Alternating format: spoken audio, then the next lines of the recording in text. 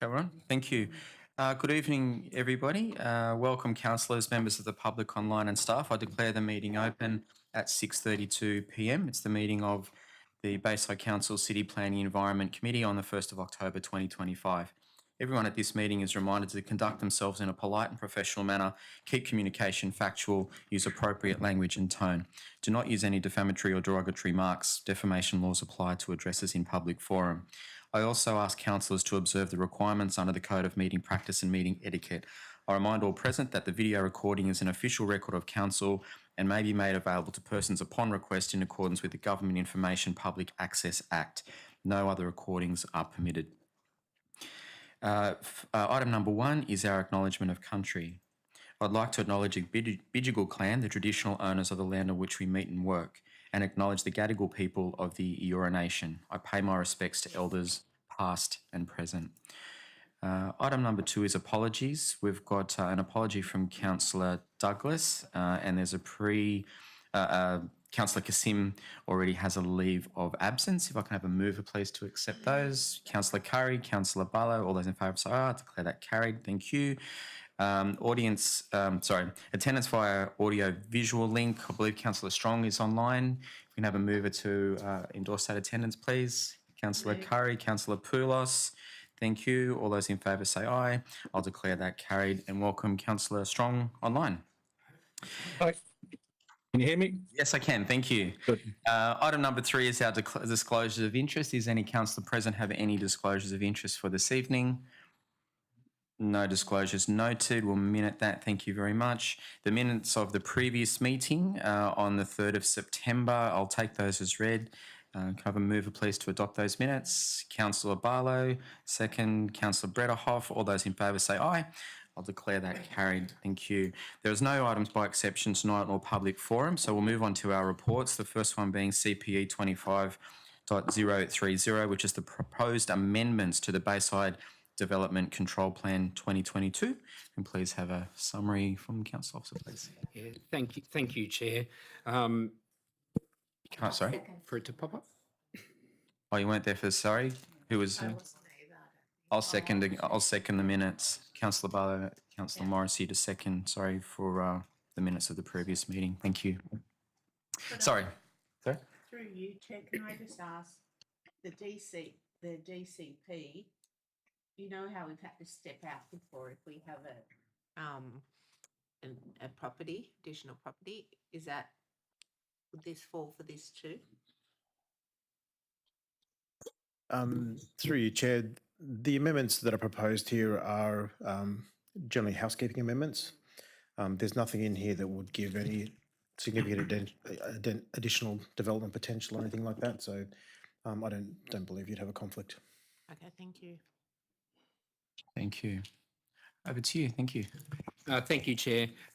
So tonight we'll be presenting some minor amendments, as Mr. Barber said, to the Bayside Development Control Plan.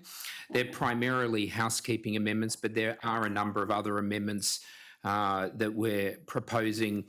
The two key amendments will be planning changes to the heritage conservation provisions in Daceyville.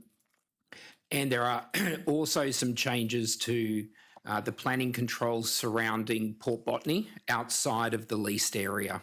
So planning, our DCP and LEP don't apply to the leased area, but there are land that is zoned under the Transport and Infrastructure SEP, not under our LEP, where currently there is no DCP applying. So with that, I'll pass on to Josh Ford. His team, Planning Policy, have prepared these changes and he'll run you through those housekeeping amendments and the other more substantial changes. Thanks, Josh. Thank you. Thank you. Evening, councillors. Just a bit of background. 10th of April 2023, the Bayside DCP commenced. You may recall some harmonisation between former Botany Bay and Rockdale, and we've had this DCP for about 2.5 years in train. Good period of time to do a bit of a litmus test to work out what's working really well and what else can be refined. So with that, there's some minor anomalies and omissions in the current DCP that need correcting, along with, as David said, some particular sites whereby council have also made resolutions in the past, including Daceyville, Port Botany some years ago, and also Cooks Cove. But ultimately, as Peter mentioned, some referenced changes, some updates, things like car parking rates for very particular uses that you can see listed there, simplifying some car share requirements, enhancing landscaping, biodiversity controls, and improving tree canopy protections, and then the other more specific sites, as we mentioned. In relation to Daceyville, you might recall there was a council resolution 24th of July last year, 2024, to review controls in the heritage conservation area. So the teams worked through, particularly with internal teams, looking at how we can do this, how we can respond to that resolution of council through this particular project. It expanded the character statement that was in the DCP to add further refinements and try and achieve some of the the requests from council from that council resolution, clarifying controls to protect the historic garden suburb housing principles, some guidance for colour scheme for infill housing, which has been an issue, and also clarifying rear lane access controls within the HCA. Moving on to Port Botany, so David summarised this really well. Essentially, the state environmental planning policy that applies to this land historically has meant that there's no DCP controls that applied to this land. And as David referenced, the lease area is not part of this as far as the DCP controls. The land application map in the DCP will apply to the areas in purple and green that you can see in the map, which are the industrial zoned areas and open space zoned area. So the department has delegation, very recent delegation, for council to prepare a DCP over that state environmental planning policy land that they administer. Essentially, it formalises our current local DA assessment approach for our development services team, introduces increased setbacks, provides greater requirements for landscaping and buffer zones, which we have in other industrial areas like Mascot, etc., where the DCP currently applies. It aligns with the state environmental planning policy framework. Importantly, we can't be at odds with that with the DCP. And it, mentioned earlier, responds to the council resolution and delegation that DPHI had given some years ago. In relation to Cooks Cove, you might recall we had fairly recently an amendment to the Bayside LEP 2021. It rezoned the northern precinct that you can see outlined in red of Cooks Cove for logistics and warehousing with open space as well. Essentially, we're looking at applying the land application map, similar to what I just mentioned with the ports area, so that our DCP controls would apply and provide guidance, particularly for local DAs, for our development services team to have more of a framework there. Noting that we're awaiting approval from the Department of Planning, Housing and Infrastructure for a state significant development application over that land, and importantly, a concept SSDA, which essentially enables a proponent to meet the site-specific requirements for a DCP over that land that are currently in that LEP as a result of that amendment.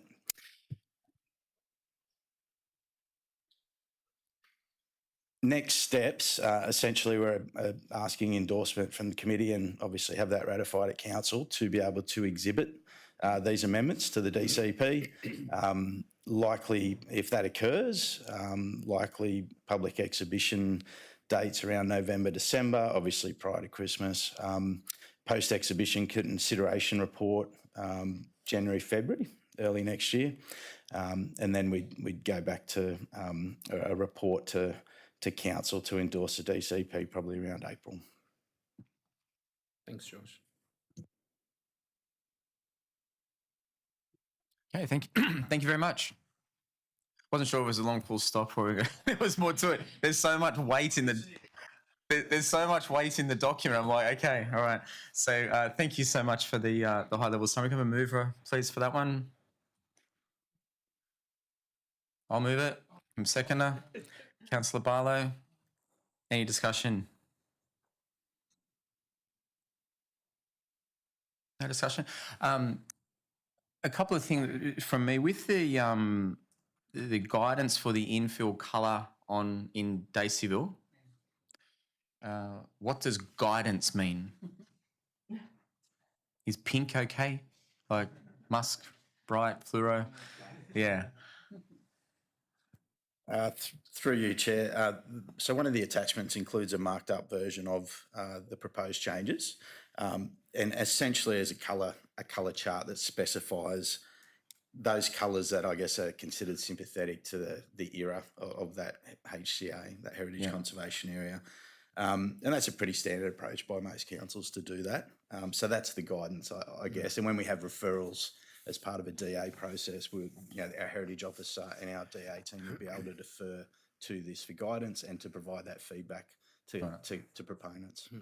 So just in summary, it ranges from off-white through to sandy colours through to more browns and really dark reds, like terracotta, not terracotta, but like bark red, and through to very pastel green type colours. So colours that are representative of the dwellings and the palettes from when they were constructed.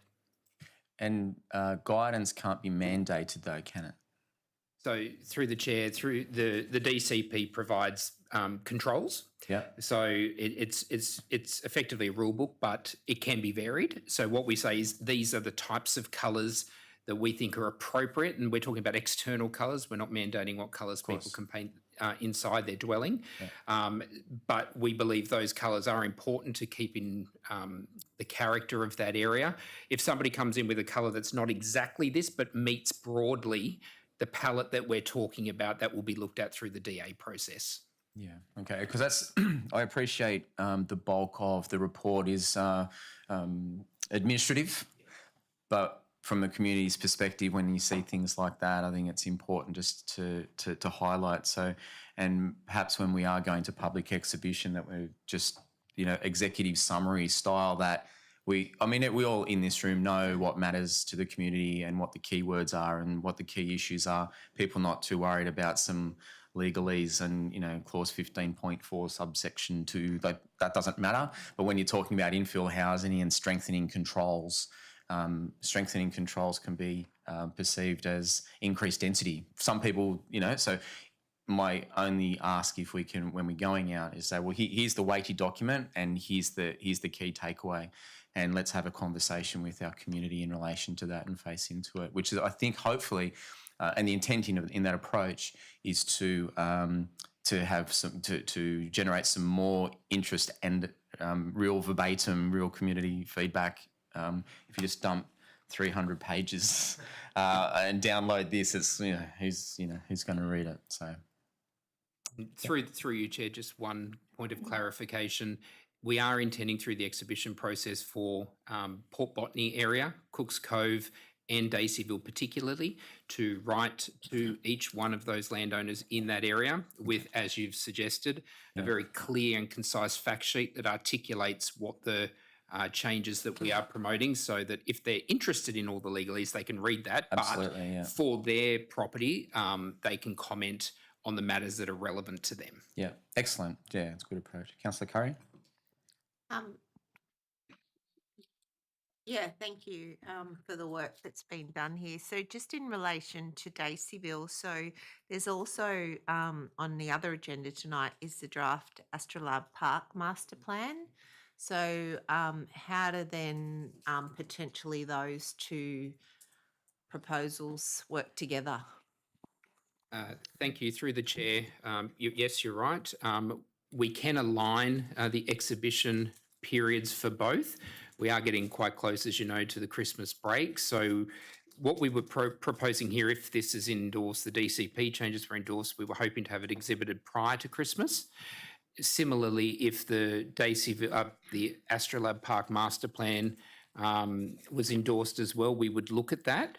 Those dates aren't hard and fast, so if we think it'd be better for the community to be able to comment on both projects simultaneously, then we'll work with our communications and engagement team to align the exhibition of both those projects whether it's prior to Christmas or later January into February. Yeah, no, I think that's good because, the idea is to look at that area holistically.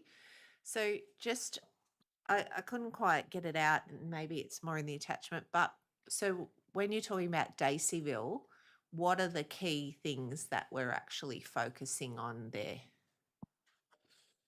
So in relation to Daceyville, Josh is just finding the relevant bits, but it's primarily the planning controls that are in the DCP.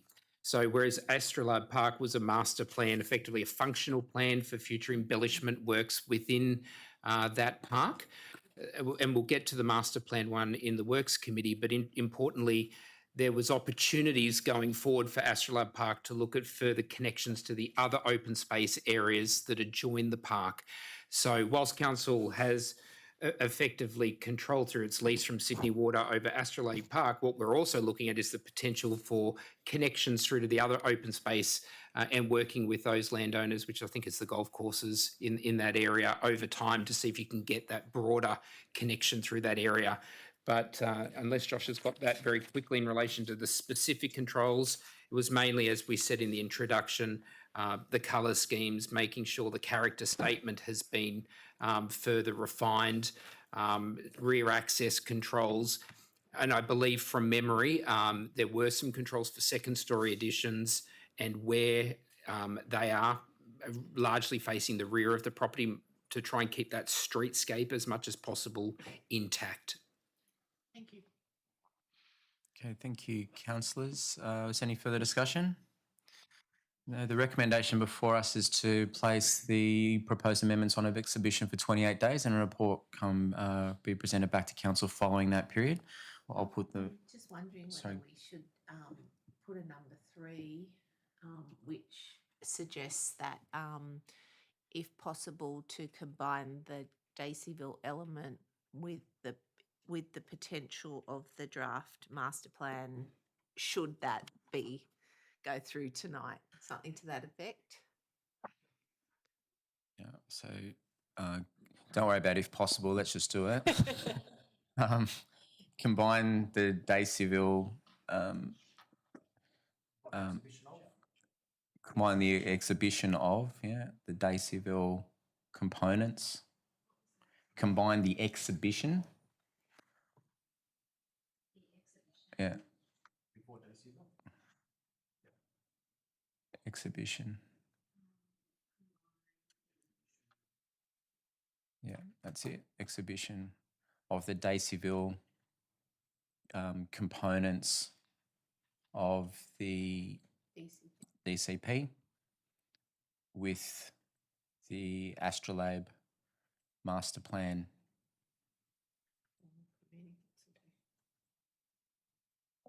If that is passed, just leave that because it's we'll get something then. Combine for community consultation. Yeah.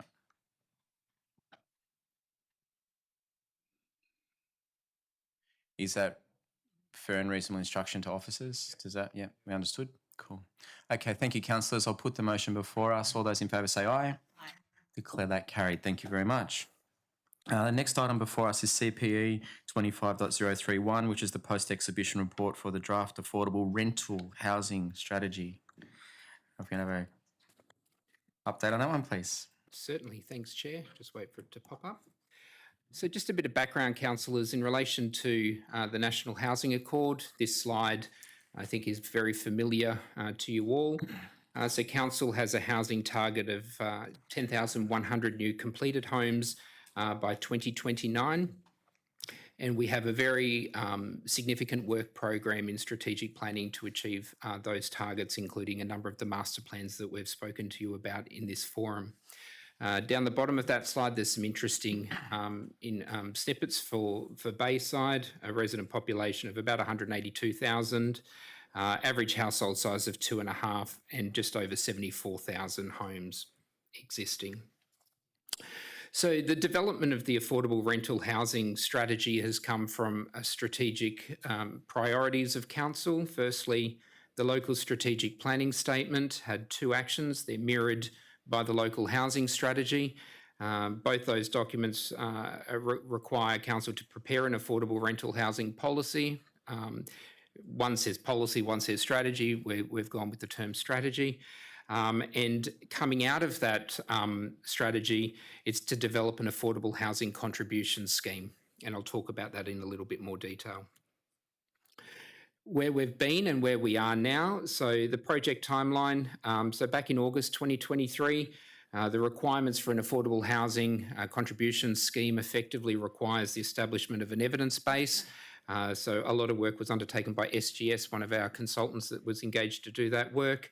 And coming from that in June was an options paper which was presented to council, and council chose the options that were recommended, including the strategy that we're presenting tonight, and coming out of that, an affordable rental housing contribution scheme. In July, we did identify a number of investigation areas. Councils are aware of the Rockdale Master Plan and the Mascot Master Plan that have been briefed in this forum. As a result of that, feasibility testing was undertaken to make sure that what was being recommended was feasible and wouldn't stop development, but importantly, would still provide housing and would provide affordable rental housing. Following that, in March of this year, a draft affordable rental housing strategy was prepared and presented to the committee. The committee endorsed that draft strategy for public exhibition, and exhibition occurred in July. So we're here tonight seeking council's, the committee's endorsement to adopt the affordable rental housing strategy. And within that strategy are a number of actions which will guide the work of council over the coming years. In relation to public exhibition, as I said, it was exhibited between the 4th of July and the 4th of August. We had a very, I believe, fantastic webpage on Have Your Say. It was viewed over 870 times by members of the community. We sent direct emails to key stakeholders, of community housing providers and others, as well as a number of social media posts from our communications and engagement team. We received 20 contributions from a quick poll on our Have Your Say website. We received 9 more formal feedback forms and 2 letters from interested parties. So we haven't done percentages because the numbers aren't particularly high for a strategy like this, but the majority do support the proposal. Those that don't support are for particular reasons, which I'll come to now. So for those that did support the proposal, some did recommend changes to be made. We've made some changes, not all of them. So firstly, some have requested, I should say, council mandate contributions for all new development. We're only applying an affordable rental housing contribution scheme once that's developed in areas subject to development uplift. So that is where a rezoning application is. We're not applying a broad-based tax on all properties. There were some recommendations for community housing provider ownership and partnership, which is addressed in the strategy. We've had some submissions requesting council review its fees for affordable housing. That's the development application fee, which is a regulated fee. But they've also suggested council could look at when the contributions plan is being presented to council shortly about whether there should be a reduction in development contributions for affordable housing. So we're reviewing that as part of that separate work. There were 1 or 2 submissions in relation to reviewing local housing controls. That's usually done through our DCP amendments. Tonight, you've just heard about the housekeeping amendments to the DCP. We don't believe there are any other pressing changes that are needed to local housing controls. The strategy does talk about using council land holdings to potentially deliver affordable housing and also planning agreements, which we have used in the past. Ongoing advocacy to state and federal governments to increase the number of affordable homes within Bayside, and also noting the support from City of Sydney to Council's strategy. Some of the feedback against was that people believe it was the state government's responsibility, not council's, to address affordable rental housing, concerned about inadequate infrastructure capacity. That's more broadly for meeting the 10,000 odd new homes that are needed. There was some comments around the type of occupants in these dwellings, the location geographical spread, so to avoid concentration of social and affordable homes. That was more in relation to potential redevelopment options in a number of the suburbs that have higher concentrations of social housing. And the strategy does talk about advocating to the government as those are due for renewal to increase, I guess, to reduce the concentration of social housing, but not diminish how much social housing there is. Quality and maintenance requirements for affordable homes, and some people were concerned council was going to go and buy their properties compulsorily, which was never the intention, and we've clarified that in the strategy. So the key post-exhibition changes, we have added example tenant profiles to the strategy. So that comes from council's rental tenancy policy. So we've taken some extracts out that talks about the types of people that tend to rent some of council's housing. We've added a new action for council to investigate any amendments to the DCP to specify the quality of build required for in-kind affordable housing contributions. So that's when a developer, to meet a future contribution scheme that may be put into place, says we'll dedicate those. And council will be aware that, for instance, Meriton had dedicated a number of units within the Barter development site. So we're going to look at whether or not we need to include anything into the DCP or another mechanism to make sure the quality of those houses we get is no different to any of the other market homes, for instance, in that development. We're clarifying that if council does acquire or purchase homes, it will be at market value. We're not compulsorily acquiring people's properties. And we're clarifying that council will continue to advocate to governments for the renewal of areas with high social concentration of social housing in Bayside. Next steps. So tonight, the report before you is seeking approval of the affordable rental housing strategy. Following that, council will endorse that at its meeting later this month. In early 2026, or early next year, a planning proposal to amend the LEP to introduce the scheme, the affordable rental housing scheme, to apply in areas that are subject to rezoning, will be prepared to the local planning panel, back to this committee. And once that planning proposal is finalised, affordable housing contributions can start to be collected by council in those areas that are authorised by the LEP. Thank you. Thank you very much. Move Councillor Curry, second Councillor Brederhoff. Any discussion? Hello, can you hear me? Councillor Strong? Yes. Go. Yeah, I've got sort of two sort of questions or points. One is an intention to sort of, I guess, to push for higher and clear percentage target in these affordable housing sort of crisis times and general affordability crisis times. The strategy is good to see it being developed, but it relies on viability testing, but doesn't actually say what percentage of new housing will be affordable. Without a firm percentage or baseline contribution across developments, we risk delivering not enough. I mean, I'd like to see more. It's good that this strategy is being developed, but obviously I'd like to see the percentage go up. So can officers advise what a realistic high percentage target could be for Bayside in line with other LGAs? And the other thing was just about quality spread across the LGA. You did address some of that. Affordable homes should be built with the same quality as market dwellings to spread evenly across Bayside, not concentrated in existing disadvantaged areas. Will this happen in practice? Just those 2 points. Thanks. Thank you, Councillor Strong, through the chair.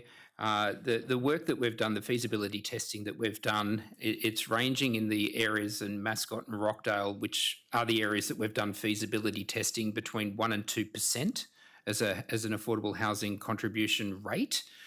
So depending on the development cost, and remembering that the affordable rental housing strategy itself does not introduce the affordable rental housing contribution scheme, that will follow. That's an action coming out of the strategy. What we will do is, when planning proposals do come in, or council looks at other rezoning throughout the city, we will do feasibility testing in those areas, and that may have a different rate, but it's 1% to 2% in the areas that we've modelled to date. Okay. Thank you. Thank you. Councillor Barlow. I think it still confuses everyone at being a rental or being a purchase. Now, this is only relating to rental.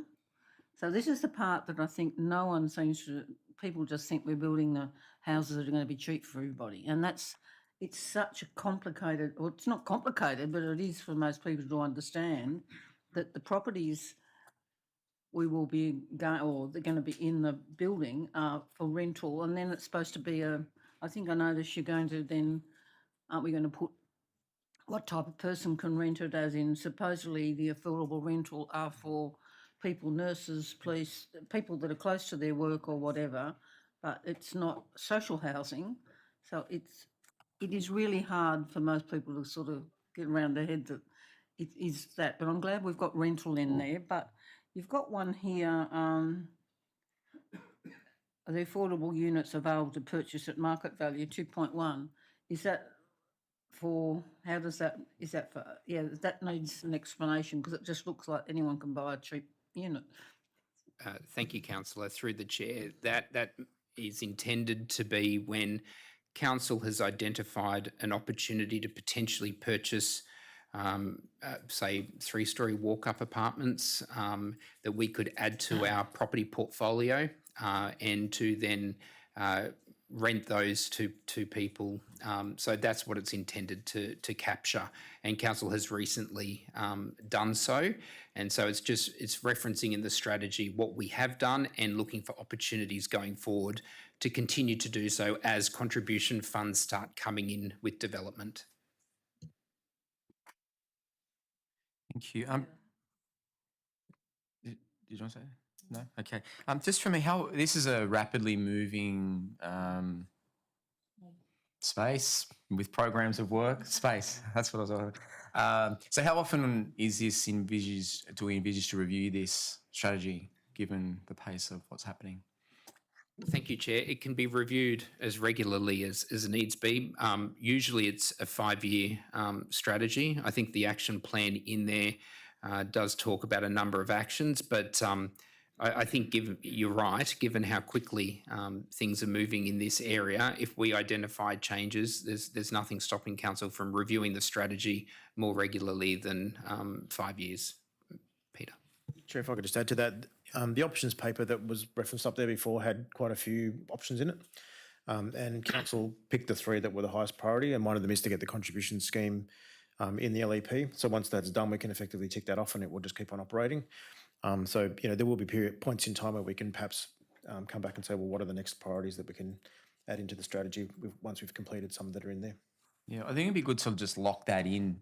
This is very new. It's long overdue, and I applaud the amount of work that's gone into it. It's something that we've needed for a very long time, and something that we are becoming leaders. It's not the city of Sydney's doing some great stuff, but we can put our heads up high as well. So I think after the LEP comes in, maybe 12 months after that, just as an initial review, just as a check balance, check and adjust if we need to. If it's all going great, fantastic. If not, maybe there's other things at that time, Mr. Barber, that we can actually pick up and say, okay, well, this is actually really well. We're going to take on a little bit more now. So maybe is it possible to adjust that to a review 1 year after the LEP's been endorsed? Yeah. Do we need that in the motion? Yeah. So if we can please just add that point. There's a lot of points there. Are we up to 4? 4.4? That the strategy be reviewed at 12 months after the LEP is endorsed. We can't do anything before then, really. So, the other thing, and I won't put in the motion, I think it'd be good, and Councillor Barlow touched on as well, is just a bit of a fact sheet around this space on our website. What is affordable rental housing? What is social housing? Who's responsible for what? And I think it'd help councillors as well have conversations with our community, and even people ringing up if they're asking about a certain development. There's boarding houses and shared accommodation and things going up all over the place. Co-living spaces, as they're often referenced as well. There's a few in Botany now, and they're all over the LGA. So I think if we can develop a fact sheet on the website, a web page where council staff officers can direct, hey, here's everything you need to know. The difference between social and affordable, the types of occupants, particularly in affordable, the fact that our portfolio in affordable is managed by an independent party who does all the agency, and these are typically the type of tenants or the type of occupants. And I've seen this before. It might be in the paper somewhere, but I've seen this question raised. But I think if we just get out there and can put that on the website, and again, I won't put it on the motion, but I think if we can do that and just maybe let councillors know when that's done, and that can be fluid as well. Like, here's what we know now based on here's where we're at, and then as we own the website, we can update it whenever we like. So cool. Thank you, Councillor Curry. Yeah, thank you. I think what's also good is how you've got the 4 different documents, because that's a lot. And then how do they, so it sort of articulates. But the question I wanted to ask, so you made the point, Mr. Barber, around, if council decides to use the funds to purchase property for this purpose, or so would it be at the discretion of council then to determine whether it was for social housing as opposed to affordable housing? Like, I'm still trying to understand that crossover. Yeah, through you, Chair. Council does have an adopted tenancy policy for its affordable housing portfolio. So generally speaking, the state government provides social housing and others provide affordable housing. That's the general gist of things. So council's policy does allow for us to provide a proportion of our stock closer to the social housing end, and it really depends on how much rent you charge. That's kind of, in a way, the difference. Council's portfolio is set up so that any income, I guess, from it, it goes into a reserve, and we use that to maintain and purchase additional stock.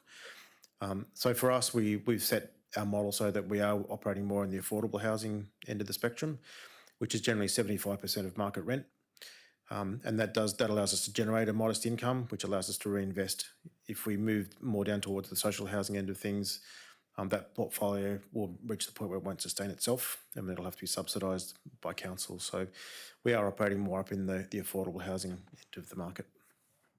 So if council chose, back to this example of a 3-storey walk-up, so if council chose to purchase a 3-storey walk-up, they could then determine that would be utilised for social housing, or they could determine, or we could determine it's used for affordable.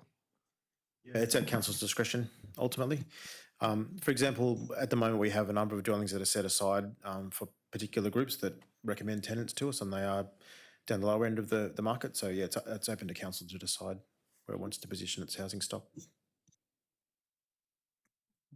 And that's those sorts of responses, Mr. Barr, that the fact sheet that I was just referencing is just to help have that conversation, and people could be sitting there and scrolling, oh, okay, now I get it. And to Councillor Barlow's point, it's education. The more we talk about it with the different terms and the nuances of it, even that simple affordable is here and social is here, and typically that's X% of that. And if we can get that, I think that'd be hugely beneficial for the community. Yeah. We certainly can. This will be published on the website once it's adopted. Yeah. We can give it its own page and have FAQs and things on there. Yeah, just what does it all mean? Yep. A side note, which is sort of linked to the strategy a little bit, is that I really don't like the 10-year limit that developers often try and place on it. From in their eyes, it's sustainable because there'll be more coming online, and that's going to sort of naturally, but it doesn't actually grow. It actually just replaces. So you're putting stuff on the top and you're losing it at the bottom. So I think we really need a strong position that I'd much prefer to have fewer apartments that are there forever than getting something for 10 years that the developer retains, or their corporate entities take an interest in, and then they're off. So like we've done with with Barter. So I don't know, maybe we can do a separate motion later on about just putting that in place. And I think council absolutely has to negotiate these things with developers, but I think we need to have a policy around, we're not really interested in a 10-year deal. We want it sustainable in perpetuity. So councils way beyond when all of us are gone, and 5, 10 councils in the future, we're actually then growing and growing and growing, as opposed to losing stuff out the bottom. So yeah. Chair, this strategy definitely says that. So council would collect either monetary contributions, which we would then control and purchase with. So those properties would be in council's name and in perpetuity, or developers would actually dedicate the title of a property to us, like was done in Barter. Yeah. So that they're definitely not limited periods. The 10 years applies to, there's a state government provision that allows a 30% uplift in floor space and height in return for affordable housing. And that does have the 10-year restriction on it. But our strategy is definitely in perpetuity. Yeah, and it could be discussions recognising and respecting that. Maybe there's a discussions directly that we can say, okay, well, we don't want this, so give us a few less, but we want them forever, that sort of thing, as opposed to, it might be cleaner for them as well. I mean, developers typically, they just want in and out, right? To actually have to sustain something in management of a portfolio that's not effectively not theirs for 10 years is a headache for that. Anyway, it's a discussion we can have later on, but I thought it was relevant to comment. Any further comments from councillors? No, we've got a motion before us. There are 4 items. I'll take them all as read. All those in favour say aye. No one is a no, so I'll declare that carried. Thank you. Okay, councillors, the last one on... It is the last one on the agenda tonight, CPA 25.032, which is the electric vehicle charging unit infrastructure policy. We have a councillor summary on that, officer summary on that one, please.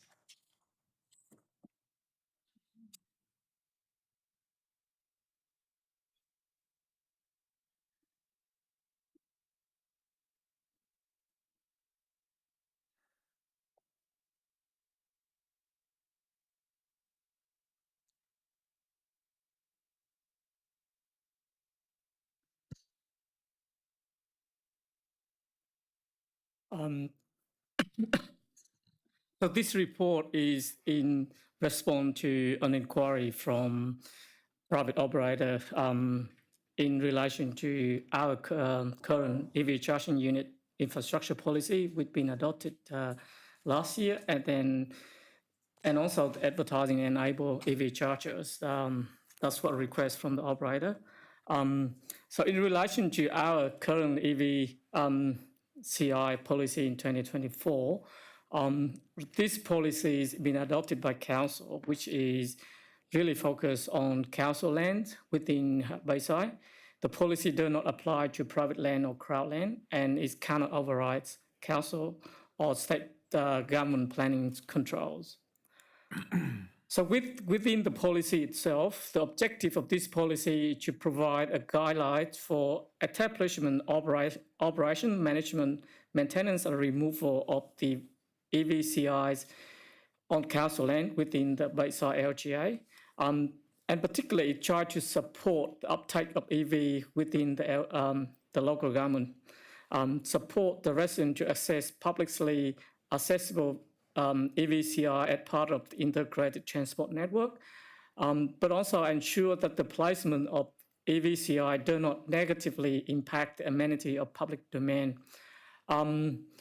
Especially in the sections 3.5 of the policy is specified the integrated advertising on EVCI is not permitted.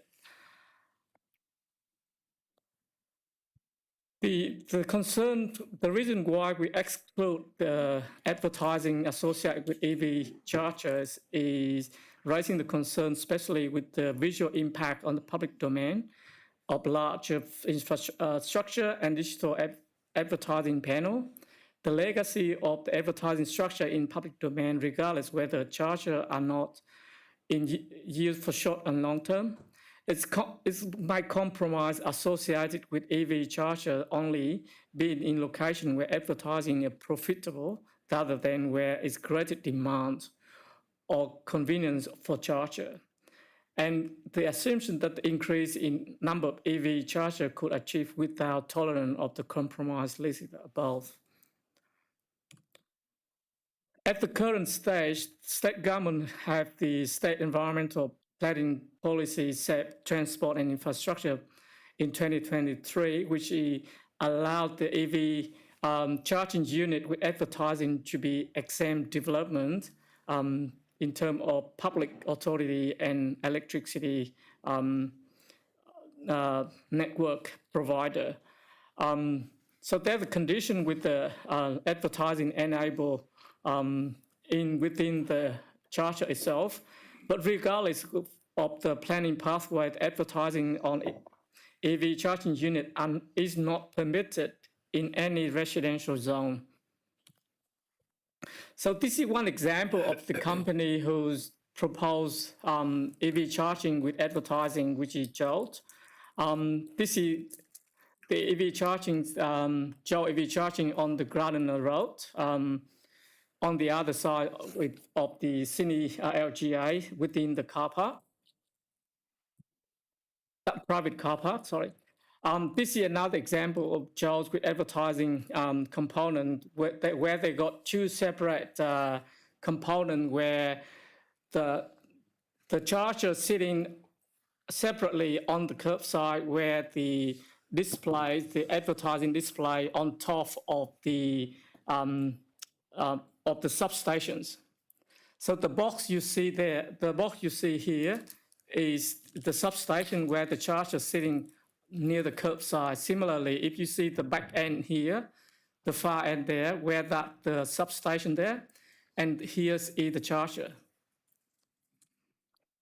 And this is one example of the one components of the charger integrate in the substations with the advertising component on the charger. So we look at other council and see what they doing in terms of advertising enable EV charging unit. Basically, the list of council here, 5 council we contacted, the DA application is required for the advertising components, even though the set allowed for exemption development, but other council in relation to the advertising component is need to go through the DA pathway.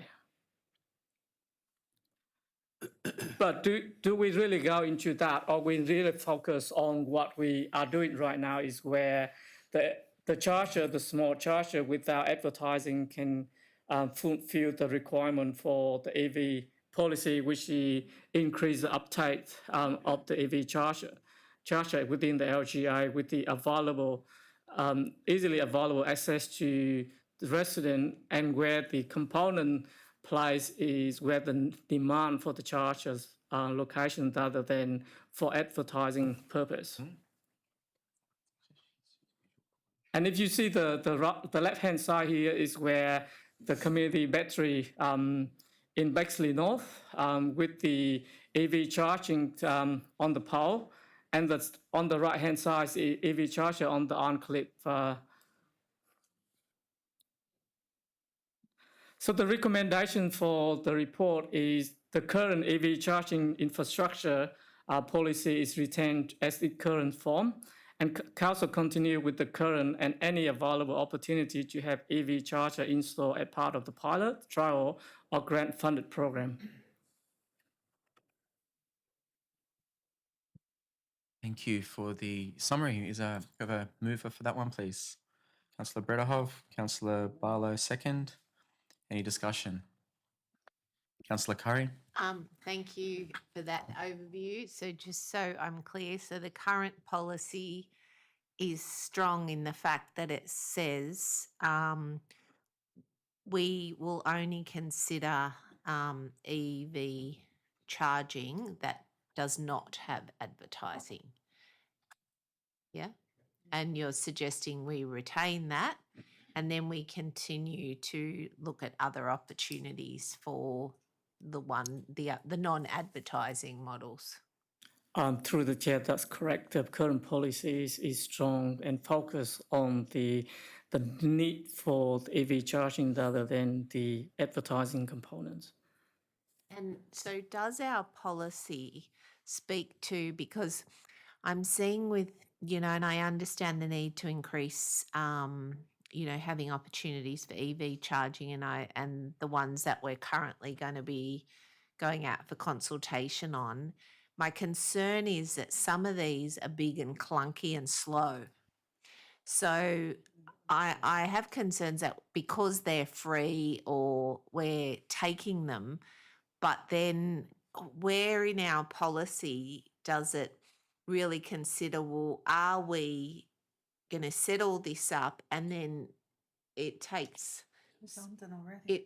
it becomes redundant really quickly, and we're spending a fortune on putting up, call flutes everywhere, and I don't know, like, should we be, and I guess I ask the committee, should we be tightening the policy to say that, there's a certain quality or standard that we require, even with the, the other available grant funded opportunities? So I'll put it to the committee for discussion, actually. Through the chair, can I just answer that question? Because I've got the policy up, councillor. So the current adopted policy of council is for ultra fast charges. That's level 3 charges between 50 and 350 kilowatt DC for destination locations, which is the majority of the sites that we want them to be in. So that's so that you get that turnover of vehicles that aren't sitting there for hours on end. Then we also have fast charges, which are level 2 charges, which is between 7 and 22 kilowatts AC. That's for commuter parking sites and car parks with a 4 to 8 hour parking limit. So for the committee's information, it's clause 3.3 of our current policy has those requirements. So at streets, at those destination charges, it's the fast ones. So this is what companies that wish to establish EVCI on public land would have to meet. That's helpful. So when we reviewed a whole lot last month, or whenever it was, or the month before, what standard are they? Because my understanding was that they were the old model, because I remember we had that. They were to be put in 2 hour parking and you couldn't charge your car in 2 hours. Yeah. Through the chair, that is the destination charger, which is the proposed 22 kilowatt system, which is between 7 to 25 kilowatt, which is destination charger. So that's why it's proposed between either 2 or 4 hour parking limit for people to charge it. But it's already it's within the policy, so we call the destination charger. Councillor Brederhoff? I was just going to say that I agree with the recommendation.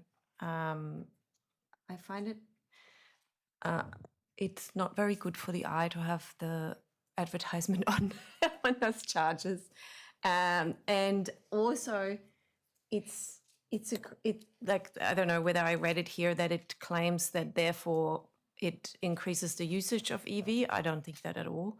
Like whether there's advertisements on there or not, that doesn't increase the usage of an EV. And I like the commercial benefit is clearly for the whoever company it is. And I think that is that right that we as council could charge, are here the councils charging about $10,000 a year or $2,000 a year in license? Is that correct here?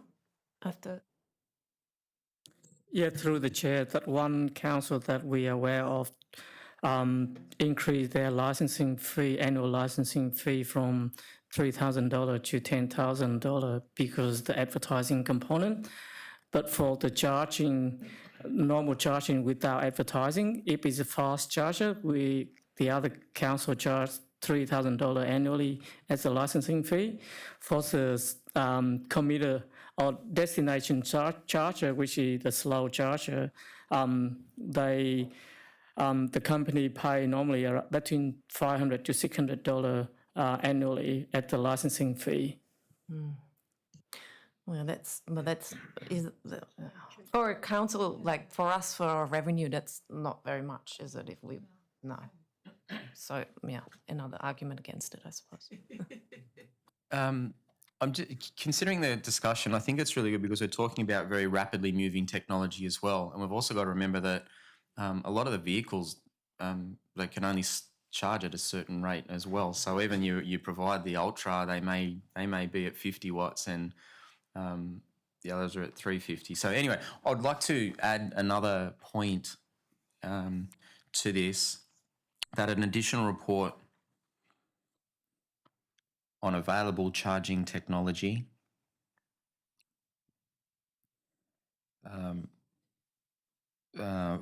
be presented if we, and I don't know how quick this is going to be, if it's easy or hard. So ideally before the next council meeting, but if you need more time, we can go to, it's presented to council for council to consider. Sorry, I can clean it up in a second. For council to consider what minimum standards should apply for EV chargers in Bayside. No. So while there's a policy on it, I think councillors need to be informed on actually what makes sense. Just because it's in the policy doesn't mean we all agree to it if it's not fit for purpose. So what I'm saying is, so for example, you've said the Ultra's 50 to 350, I'll just go off the scale. We say Bayside wants minimum 350, not 50. So I just a report for councillors to make those, to inform us, to provide some more strategic direction, if that makes sense. We don't want these things just dumped everywhere. So is that possible before the next meeting, or will it be next committee? I don't want to, it's like a executive summary style thing. Yeah, Here's what you need to know, and then councillors can interrogate and ask questions. So if we do it before the council meeting, and then we could potentially incorporate that into this as an amendment, would be ideal. But if you need committee, I understand. I think, Chair, we can do that, maybe in tabular form to sort of say, here's the options, here's, and maybe give a sample of vehicles in terms of what they can actually accept. Yeah. In the way of charging, just so you get a picture. And if that report shows that the current technology and the current strategy is fit for purpose, so be it. But there's so much information, or so much rapidly changing information and misinformation about EV charging.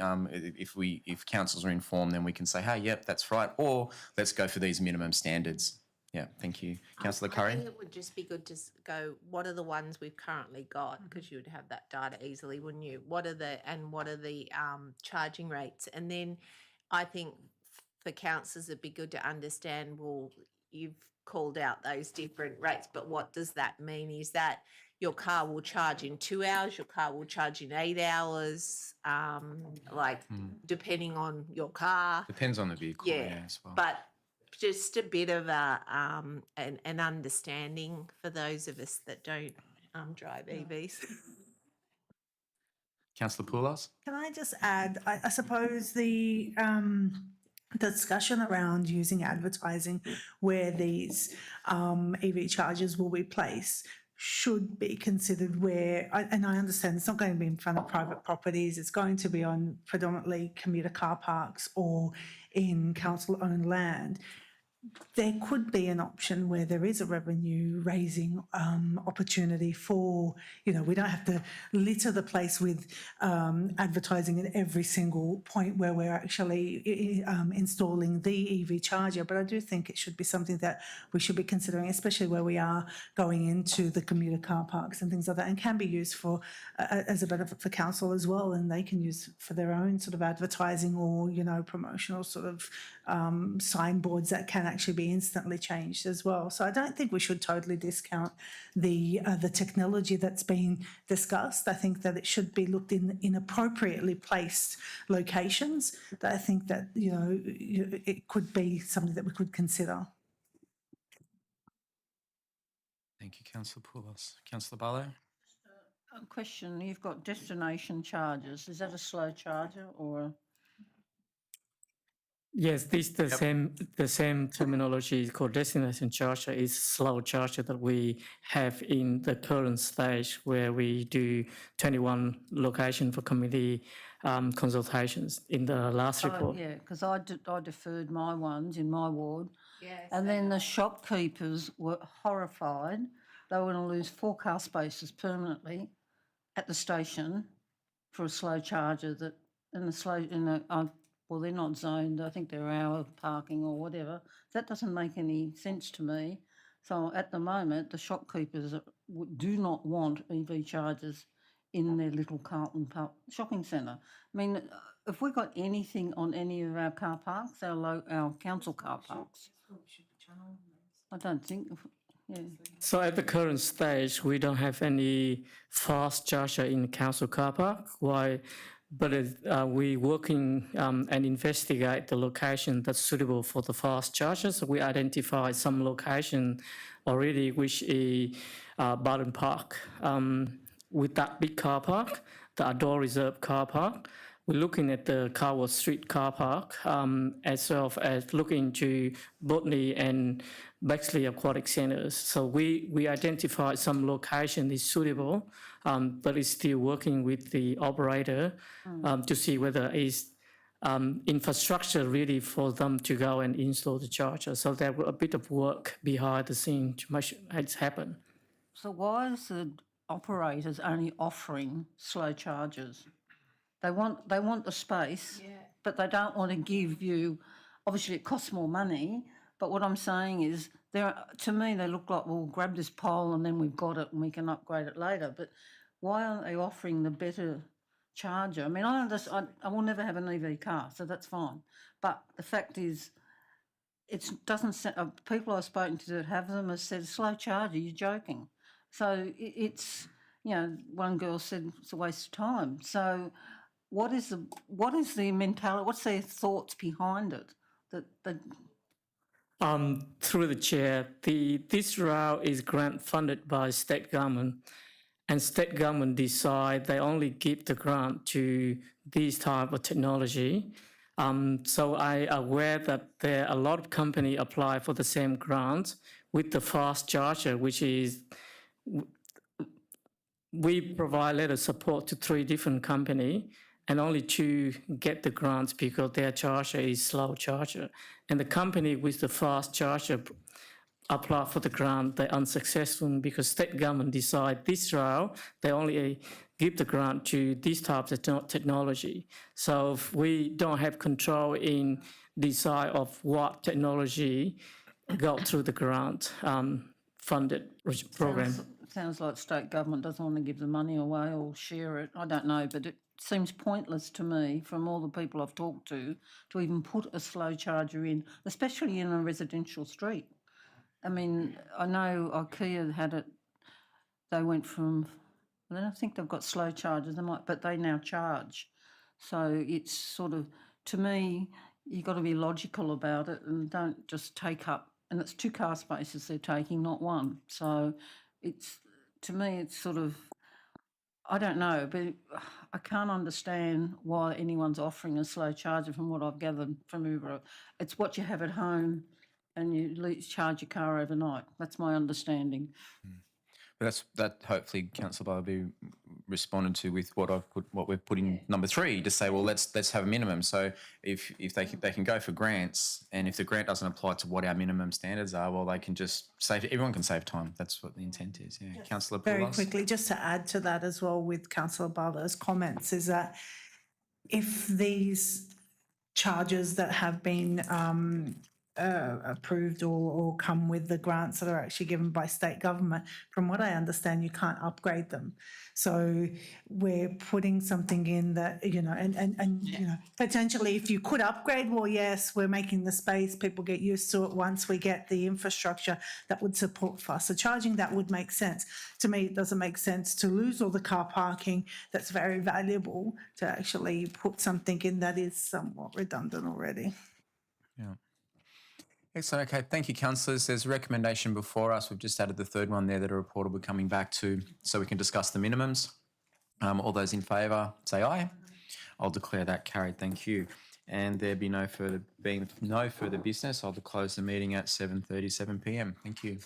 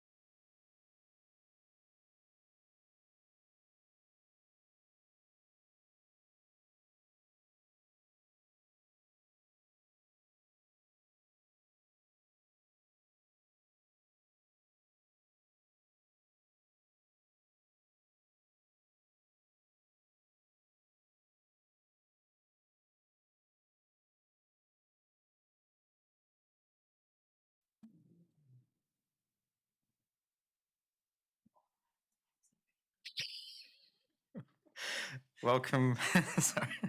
Welcome, councillors, members of the public and staff. I declare the meeting open at 7:40 p.m, which is the City Works and Assets Committee meeting, Bayside Council, 1st of October 2025. Everyone at this meeting is reminded to conduct themselves in a polite and professional manner, keep communication factual, use appropriate language and tone.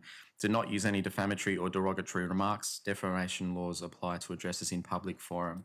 I also ask councillors to observe the requirements under the Code of Meeting Practice and Meeting Etiquette. I remind all present that the video recording is an official record of council and may be made available to persons upon request in accordance with the Government Information Public Access Act. No other recordings are permitted. First item is our acknowledgement of country. I would like to acknowledge the Bidjigal clan, the traditional owners of the land on which we meet and work, and acknowledge the Gadigal people of the Eora Nation. I pay my respects to elders past and present. Item number 2 is apologies. We have an apology from Councillor Douglas. We have an existing leave of absence for Councillor Kasim, and Councillor Strong. Is Councillor Strong still on? Yes. Councillor Strong seeking endorsement to attend online. If we can have a mover for those 3, please. Councillor Barlow, Councillor Curry second. All those in favour say aye. All those in favour say aye. Aye. There we go. Wakey, wakey. I'll declare that carried. Thank you. Disclosures of interest. Is any councillor present have a disclosure of interest on tonight's agenda? No disclosures noted. Thank you. Item number 4 is minutes of the previous meetings. I can have 2 councillors present who were present to move that, please. Councillor Barlow. I'll second it. I was here. All those in favour say aye. I'll declare that carried. Thank you. We won't be doing items by exception or public forum. We'll go through them individually tonight. And that moves us on to our first report, CWA 25.040, historical decisions relating to dog off-leash areas. If you can have a summary of that one, please. Through the Chair, at its meeting on the 28th of May, Council resolved that a consolidated report be prepared summarising all previous reports, decisions and options considered in relation to dog off-leash areas during both the current and previous terms of Council.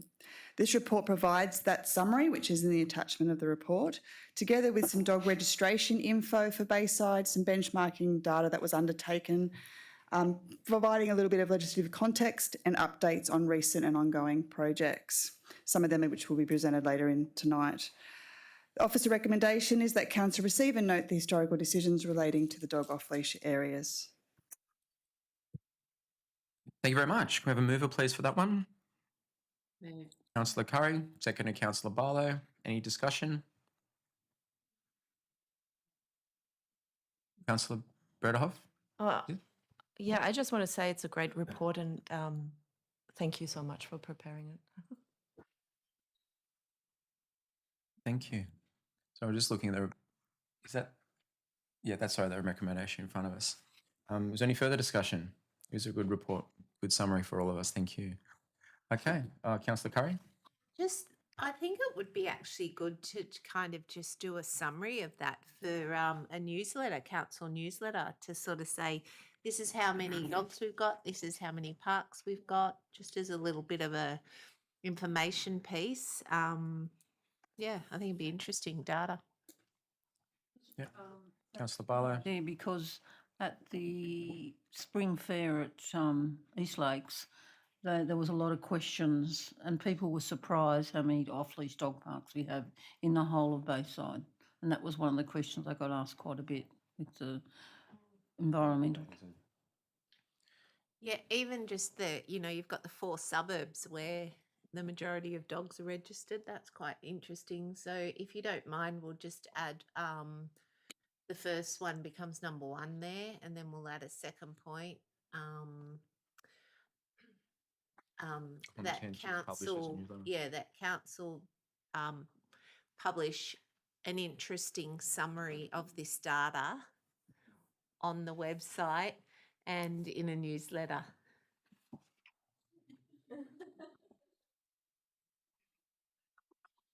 And excellent. Thank you, councillors. We have the recommendation before us. All those in favour say aye. Against? I'll declare that carried. Thank you. Next item is CWA 25.041, which is the outcome of the Hughes Hughes Avenue Reserve off-leash dog trial. We're going to have a lot in it, a lot of dog stuff tonight. Have a summary, please. Through you, the chair, we have a short presentation that we can go Fantastic. through. Oh. Next slide. Whose dog's that? It was, a free pick. I was trying to be neutral. Stop trying photo. to be neutral. So the background, Council's resolution on the 6th of December approved a 12-month trial of a unfenced dog off-leash area at Hughes Avenue Reserve Mascot. The key driver for that at that point was a strong resident request for Mascot Station Precinct with a stated preference for Linear Park. At the time of the report and discussion, Linear Park wasn't feasible due to some outside of council's ownership, environmental constraints and the like. And Hughes Avenue was therefore endorsed as a 12-month trial. And it was unfenced. So the trial timeline began on the June 2024 and community feedback was open until June 2025. There was signage on site with QR codes to continue to be able to provide feedback through that period. Next slide, thank you. So I'm just I know it's a bit hard to see, but the red rectangle is Hughes Avenue's reserves location. The area where we're pointing the red to Linear Park is an area that's proposed for a future dog park, which I'll talk to through the report. Just for location, Mascot Oval is sports ground that's down below there, just to give you some context of where we're talking about. Next slide, thank you. So this is the park that we're talking about. It's a very small pocket park. It's currently unfenced. It's in an area that has mostly houses, low density housing, and it is only about 350 square metres of usable space, because if you've been to the site, there is a walkway that is unlevel that goes around the perimeter of the park. Next slide. So the outcomes, community engagement feedback was promoted via the on-site signage and QR code back to Have Your Save platform. There was 46 contributions received, 29 were supportive of the off-leash area, 4 were supportive with changes, including some fencing, more amenities, and there was 13 that weren't supported, concerned around safety, size, location concerns and preference, again for a larger, more suitable location, Linear Park. A lot of this feedback was occurring at the time that Linear Park was off as an option. Key themes that came through, there were supporters that valued the dog exercise space, social connection, community use. Suggestions was some fencing and some additional amenities. Opposition of that location was that they were concerned about the size, the safety in terms of being unfenced, and that the park was quite small, therefore it wasn't as suitable as other locations. Next slide, thank you. So the site assessment that officers undertook is while there is community support for the retention, it was when Linear Park was off the table. Hughes Avenue Reserve, from the officers' assessment, is not suitable as a long-term permanent off-leash area. And that the preferred location remains Linear Park due to the consistent with the original resident requests and advocacy. Some key issues with Hughes Avenue is that it doesn't meet the minimum standard, which is outlined in our adopted policy, which is 400 metres squared as a minimum. As I said, it's around 350 metres. Location, it's not well placed to serve the growing Mascot Station Precinct, and they were the key drivers initially of wanting a dog off-leash area. And the safety, that we would have to invest in fencing to some of the concerns that was raised. And that in putting fencing in such a small site would negatively impact on some of that visual amenity of such a small site. Next slide, thank you.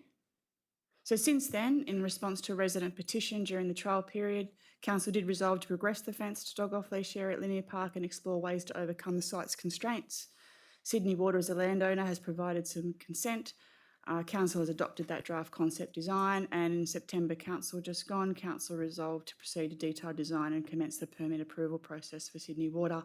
The dog park proposed is 825 square metres, so quite substantial in size compared to Hughes. Next slide, thank you. So the implementation, what's proposed is an interim arrangement, and it recommended in the report is that Hughes Avenue Reserve remains an off-leash area until such time Linear Park's facility is delivered.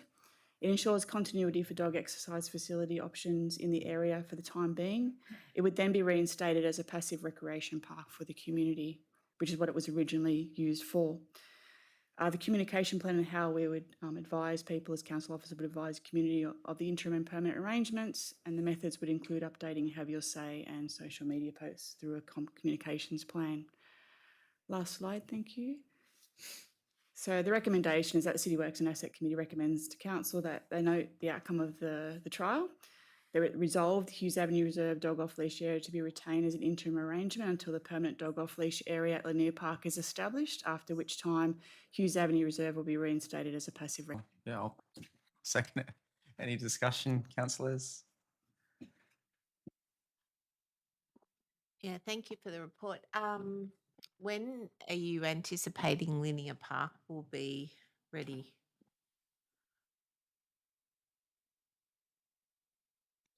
Through your chair. So we're at detailed design stage and approvals from Sydney Water. I don't believe it's currently budgeted in the capital works program. Is it in for next year? Yeah. Can be. Can be. So we're just starting the capital works planning progress for the next financial year. And that will come to council probably early in the new year to be looked at. So we could, if we can get the permits in time, we could look at constructing it in the next financial year. So is the reason why this recommendation has come is because it's the end of the trial period and you want to inform the residents of the outcome of the trial at this point in time? Is that why? Through you, the chair, yeah, the notice of motion was to trial for 12 months. So I had to report back to council to advise them of how that trial went. And since then, there has been further development for Lanier, because at that time, the advocacy was very strong for Lanier, but that wasn't an option. So the best case option was considering, and there was pros and cons around use and concerns around use, but council did say, let's trial it for 12 months while we're still pursuing and exploring Lanier as an option. And now we seem to have overcome those barriers. The trial looks like that it's more suitable than what Hughes Avenue is. Thank you. So based on the feedback that's come through, I mean, the majority of people support Hughes Avenue Reserve, and I take your points around size and those sorts of things. I think we don't have a specific timeline for Linear Park, so and my recommendation, if the committee's happy, would just be that number one, we note the outcome. Number two, that council retain the Hughes Avenue Reserve dog off leash and review it again once Linear Park becomes available. Yeah, you can just change the second part. So instead, after which Hughes Avenue, you could say after which the status of Hughes Avenue Reserve will be reviewed. I don't want to take it off the table because I haven't heard any complaints. There's so many dog owners. It's a small little pocket park. For the people who are using it in that area, to walk across to Linear. Linear is absolutely great, and that's why we've endorsed it as a council. But you have to cross the busy lanes of traffic to get across there. So there's a lot of there's a lot of smaller dogs and younger families in that area, and you can have younger kids, teenagers taking the dog. It's still passive recreation. So I don't. Yeah, when it says return to passive recreation, it still is. We haven't actually taken that away. Is that? Am I wrong? I'm just trying to understand return to passive recreation because that's what it is. Through you, Chair, the way it was designed with the seating and there was the garden, it was more of a place of contemplation and social connection for people. Yeah. Now that you're turning it into, it's being used as a dog park, it's very limited in what other activities can occur because it would can conflict with the dogs. Yeah. So it's a dog off leash, it's running around, it's mainly, and there's no time limit to that. So it then becomes an active place of dogs running around and exercising with their owners effectively. Yeah, I just don't, from my perspective, I just don't want to take something away that's working well. And we've got Memorial Park, which is not too far away, and you want reflective contemplation space, that's sort of probably more suitable than a 350 square metre. So, yeah. After which Hughes Avenue Reserve is reviewed. Yeah, that's what bottom. So I didn't see what it is. So that council retain the Hughes Avenue Reserve. It's just here. So from this line here, after which the status of Hughes Avenue Reserve is reviewed.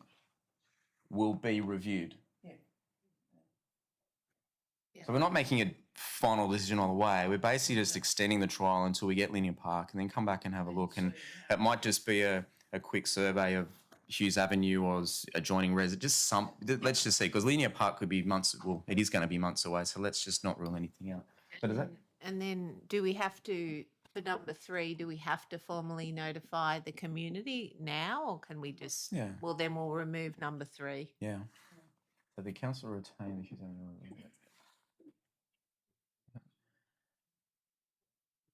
Yeah, take that out.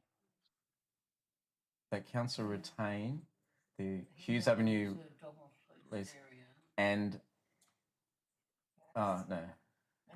as an interim arrangement. Yeah, take that as an interim arrangement until the permanent Linear Park, after which the status of Hughes Avenue will be reviewed. Yeah, so we're basically extending the trial. When Linear Park goes live, we'll bring it back then. Is that okay? And delete number 3.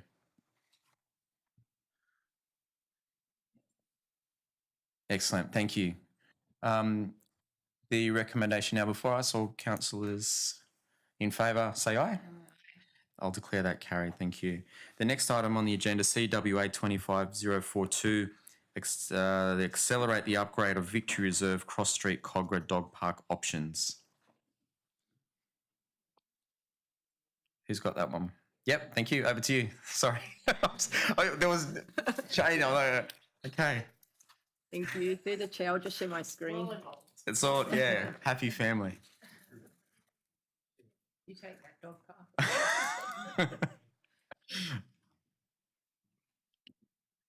Is this the one where they spoke at the last council meeting? Yeah, when they were rude to me they're very rude to me sent me a message. I've got a whole letter back. Oh no, that's not this one. Yes, it is. Okay, over to you, ready to go. Don't worry about this banter. So at the August council meeting, the resolution adopted in relation to Victory Reserve included that council amend the design of the play space to include a fenced dog park. Yeah. The published committee report outlines 2 concept layout options that can accommodate both a renewed play space and an off-leash dog park. However, since then, we have included a 3rd option, which I will also present to the committee for consideration tonight. So Victory Reserve is located on the corner of Cross Street and Beach Street, Cogra. Bayside Community Garden and Sunny Haven Disability Services adjoin the reserve to its western boundary, and a residential property at 12 Cross Street adjoins the park to the south. There are a number of existing trees in the park, including mature canopy trees that warrant retention. So the concept plan shown here is the initial proposed playground renewal that is currently funded in this year's CPP. We use the footprint of this play space as a spatial reference for the 3 amended design options that will include a dog park. So the first option shows the play space shifted to the north side of the park towards the corner of Beach and Cross Street, and the dog park area located towards the southern end of the park. The off-leash dog park has an allocated area of 1,500 square metres, equating to almost half the total park area. The second option shows the play space and dog park switched. So having the play space towards the southern end of the park and the off-leash dog park to the north. Again, in this option, the off-leash dog park has an allocated area of 1,500 square metres, and both the options have potential to generate increased noise and privacy impacts to the adjoining property resident at 12 Cross Street. So the third option has the play space located in the centre of the park, consistent with the initial play space proposal, with some adjustments made to the path connections. The passive area is maintained to the south of the park, adjoining the residential property at 12 Cross Street, and the dog park is located to the north of the site, and it's got an allocated area of 970 square metres. That takes us to the recommendations of the report. Would you like me to read those or? Not death by PowerPoint, that's all right. Okay, thank you. Thank you. Councillors have a mover. Councillor Barlow, Councillor... Oh, You've got to have the option there. yeah, we have to move it first, then we choose an option. Yeah, so who moved it? Councillor Redhoff, you're on the committee tonight. Councillor Barlow second. We've got to choose an option. Can I just clarify something? Is the playground fenced? Not at the moment. So I'm getting a lot of feedback from people with young children. I know we've had these discussions before, but again, you've got a pocket park on the corner of roads. And I'm just hearing more and more that young children are runners. And parents are going now to parks where they know they can just sit and not be on high alert constantly. So if we're spending money on fencing dogs, like, wouldn't our priority be the fence to provide safety for children? So then is there a way that we can then kind of extend the fencing so it's sort of, I know we don't want to share a fence boundary with dogs, but I just think you can't put a playground in a park like this where you've got industrial there, you've got a nursery here, you've got house here, you've got movement, you've got trucks, you've got everything else, and you're gonna and it, Fence around it now, but it's higher. It's enclosed at the moment, but it's an old fence. yeah, but well then, it's almost then if that's not fit for purpose, then I think we need to look at that. We just can't, it's too risky because like I said, you've got the nursery trucks coming in and out, you've got the industrial warehouses that are like, there's quite a lot of them across the road. So IDF is the main one because they have semi-trailers coming with all the deliveries and then they have to back up and it's a mess. So to just councillors, the fence is one, so maybe we pick an option and then consider the fence with that option. I Yeah. think it is fenced. Sorry? Can we look at option 3 again? Because can I- that's the new. Can we just bring option 3 back up, please? Yeah, because you haven't got that one. Well, actually, the one with the play space next to the house goes. You can't have that next to the So house. that, So that one we're not even looking at. so we're looking at option 3, but then we need to consider how it would be. Chair, that does actually show a fence along there. The blue dotted line is a fence. So that does show the fence extending along the frontage where the playground is as Can well. kids get out of the park with that fence? They can. So it's not. I know where the park is. I don't know the fence. I'm sorry. I think in the moment it is just a low wooden kind of fence, right? Yeah, through your chair. It's an old school type fence, like Yeah. a 900 high wire But mesh. Councillor Curry's correct. I mean, we're fencing in dogs, and there's a lot of fence or no fence with dog parks. But I think parents, there's a lot of feedback. They just want to talk about the quiet contemplate. They want to take the kids to the park, sit. They want to be able to just scroll through their phone. They don't want to have to watch the kids. So it's reality. You want to chill out at the park, right? That's the way we are these days. So One problem is the fencing dividing the dog park from the play. share the same boundary fence. No, you can't because have the dogs. well, they and the will. kids. I mean, I was down at Fry's Reserve. I've got a video of these puppies, but the dogs could put their nose through to get bitten. Yeah. So I don't. What sort of fence do you put up between a playground? Because that's the closest that you could be. I think it's for. So what sort of safety fence would you put that a child can't put their hand in and be bitten? we could, councillors, select option 3 with another supplementary report on fencing options and costing. I don't know whether we have playgrounds that close to. Do we have playgrounds and dog parks? Through your chair. I think we have. Yeah, we can look at a fence that has small apertures in it, like a batten type fence, like we've used in St Joseph Banks, and the dogs wouldn't be able to put their heads through it. So there's options there. Put their hand in, and especially little dogs will go, bite. So we can note that there'll be a fence there for the community engagement purpose, and then come And back we'll to look you at with the the- detail. Yeah. Okay, so if we, sorry, Councillor Bredhoff? Thank you.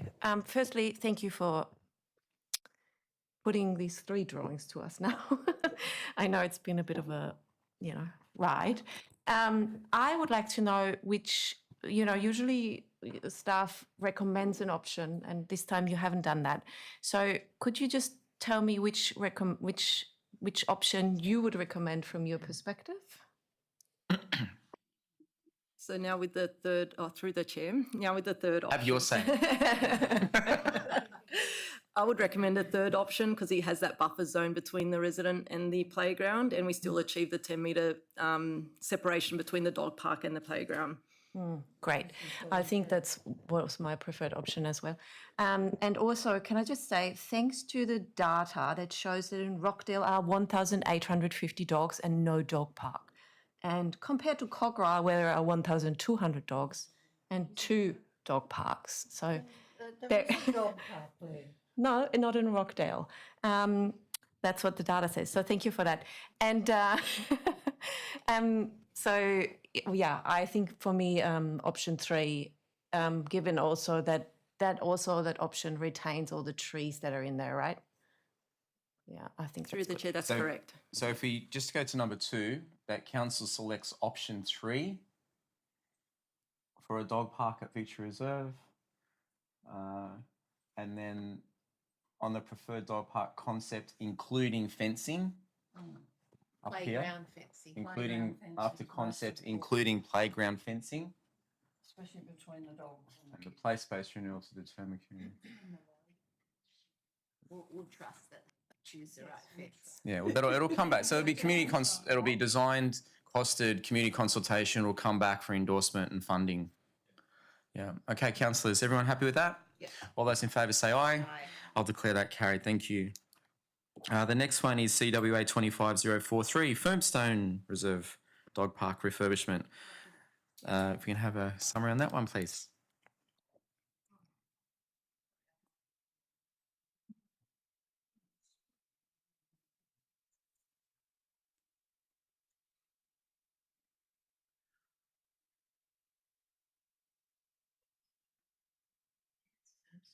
This is confidential. Is it? Yeah. Attachment 1 be withheld. So What's maybe in we the should defer it. confidential? Do we need to just? Is there a presentation outside of confidential? Through the chair, I do have a presentation that can be shared publicly. Yeah. So let's do that, and then if we have to defer to going to confidential, if there's questions after, we'll do that. It's your area, isn't it? In Pagewood. So the presentation focuses on the outcomes of the latest community engagement. However, I'll provide a brief recap on the background and the first round of consultation on the Firmstone Reserve Dog In the Park middle. refurbishment. So Firmstone Reserve is uniquely positioned in the middle of a block with a number of houses backing onto it. The reserve can be accessed from all 4 surrounding streets. So the refurbishment of the fenced dog park at Firmstone is included in this year's CPP. A concept of the dog park was presented to the community for consultation earlier this year, and the outcome from the engagement were presented to the City Works and Asset Committee on the 7th of May. The feedback received from that engagement indicated that the majority of respondents opposed the dog park refurbishments, and there was also a petition received requesting its removal. Based on this feedback, on the 28th of May, Council resolved that an additional round of community consultation with the immediately adjoining neighbours and community takes place on whether to retain Firmstone Reserve Dog Park. So a more targeted engagement was undertaken with the surrounding community and with the properties that adjoin the reserve. This image shows the targeted engagement area where 145 letters were distributed. The survey asked 2 key questions. Do you support a dog park at Firmstone Reserve? And does your residential address adjoin Firmstone Reserve? The second question was to understand the views of the properties that had a boundary to the reserve. The confidential attachment contains a report of the outcomes of that engagement. So a total of 84 submissions were received via Have Your Say. In some instances, multiple contributions were received from the same residential address. Of these 84 submissions, 77% were in support of the dog park, while 23% opposed it. Also from the 84 submissions, a total of 67 submissions, or 80% respondents, indicated that their property adjoins Firmstone Reserve. So there are 23 properties that have boundaries meeting Firmstone Reserve. So further analysis was undertaken to attempt to identify submissions from these properties. From the 84 submissions, 34 were identified as being from properties that share a boundary with the reserve. Within this group, 59% were in favour of a dog park and 41% opposed it. These results also included multiple submissions made from some households and others not making any contributions. In addition to Have Your Say survey, 3 written submissions were received, 2 in support of the proposal and 1 in opposition. So that includes the findings of the community engagement and brings us to the recommendations of the report. Thank you.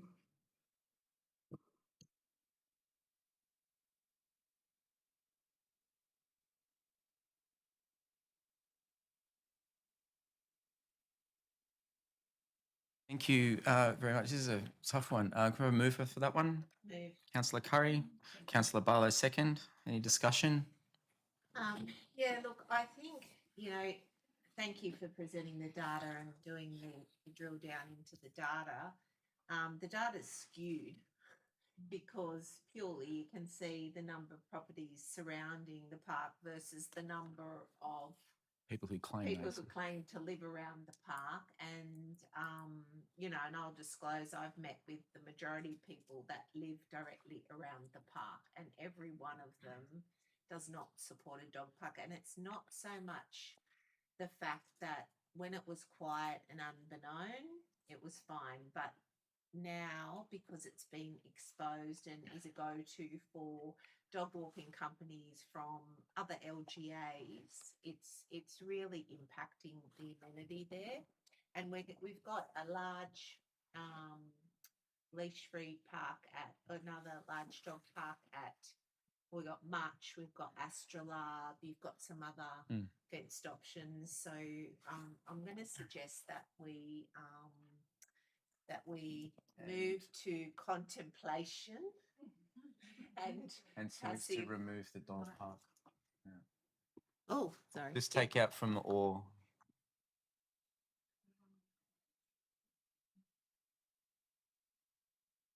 And just take out all the words after that. So we're moving actually to remove the dog park and revert to passive recreation. The council considers and. Well, you've got to go up to the top one. Huh? Because you've got whether to remove it. Yeah, the council considers a community response and removes. So it selects whether to and removes. Take out the next one and removes The dog park. Yeah, keep going. Take the next. Removes the dog park. No, you've got to have that in. No, leave. No, and, Just whether. You don't Take have out. whether. And removes the dog park and reverts to passive recreation. You're thinking of remove the dog park. Yeah. So obviously this will go to full council, and if there's any further debate there, we can address that. Councillors, any further discussion? If not, I'll put it. All those in favour say aye. Aye. I'll declare that carried. Thank you. The next one is CWA 25.044, Mascot Oval inclusion of a netball practice area. Receive a note. Receive a note. Thank you. We're going to get a summary. Is there a summary? It's in Yes. Over to you. Through the chair. Yes. So this report provides a response to the resolution at council's meeting in March that a concept of a netball court at Mascot Oval will be reported back to City Works and Asset Committee. Sorry, is that not sharing?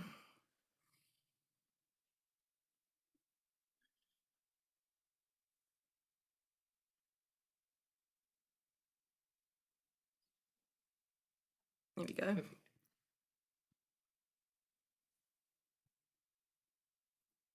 So the investigation undertaken focused on identifying areas that could accommodate a dedicated netball court, shooting rings or practice courts, while minimising impacts on existing infrastructure, vegetation and other recreational uses.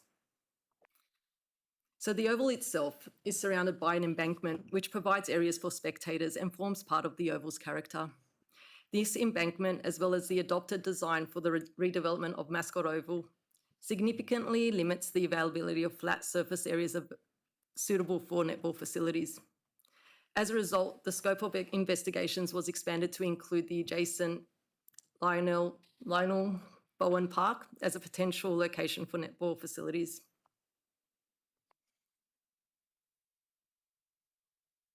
So as part of the investigations within Mascot Oval area, the site identified for potential to incorporate netball practice facilities was a triangular piece of land located outside the oval boundary on the corner of O'Royden Street and the car park entry off O'Royden Street. So while it could accommodate one netball shooting ring, the space is limited and already contains the Bayside logo garden bed and a picnic area. The space is currently used for passive recreation, and if a netball shooting ring was to be accommodated, the installation of a high boundary fencing would be required for safety due to the busy nature of O'Royden Street. There's also a 3-point practice basketball court located in close proximity on the parcel of land across the car park access road. This area was also considered during the investigations. However, overall, Mascot Oval was found to be unsuitable for a full netball court, and smaller practice areas or shooting rings are not recommended due to the spatial, safety and amenity constraints.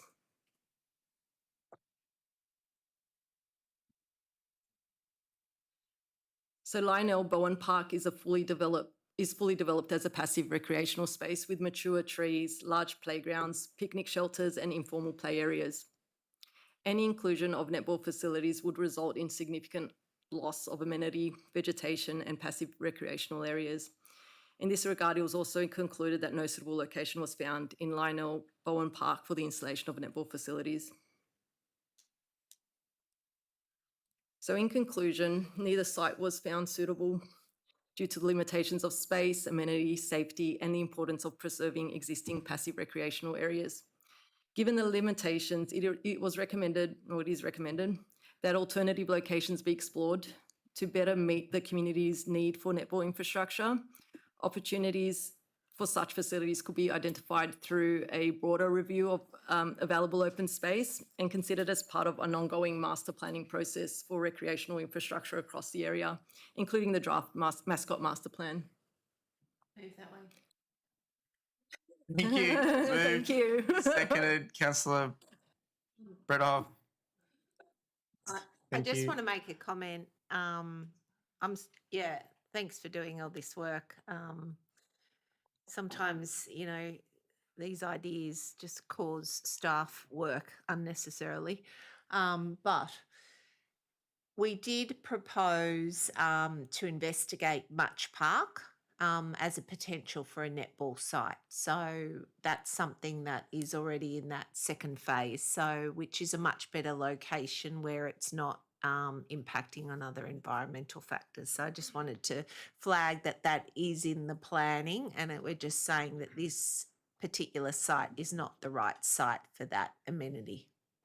Yeah, I completely agree with the conclusions that's been arrived at. Thank you for the work. It's much appreciated, and it's clarified it, and we can move on. So all those committee recommendation, all those in favour say aye. Aye. I'll declare that carried. Thank you. Next one is CWA 25045, the post-exhibition report on the basketball court at Arncliffe Park. Thank you, Chair. We just have a fairly brief presentation.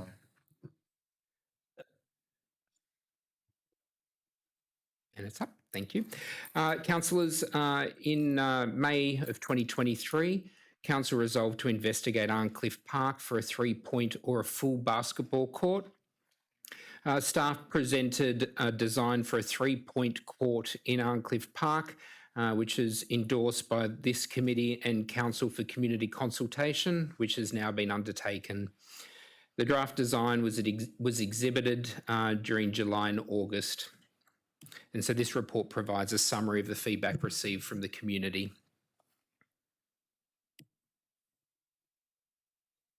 Once it decides to move to the next page.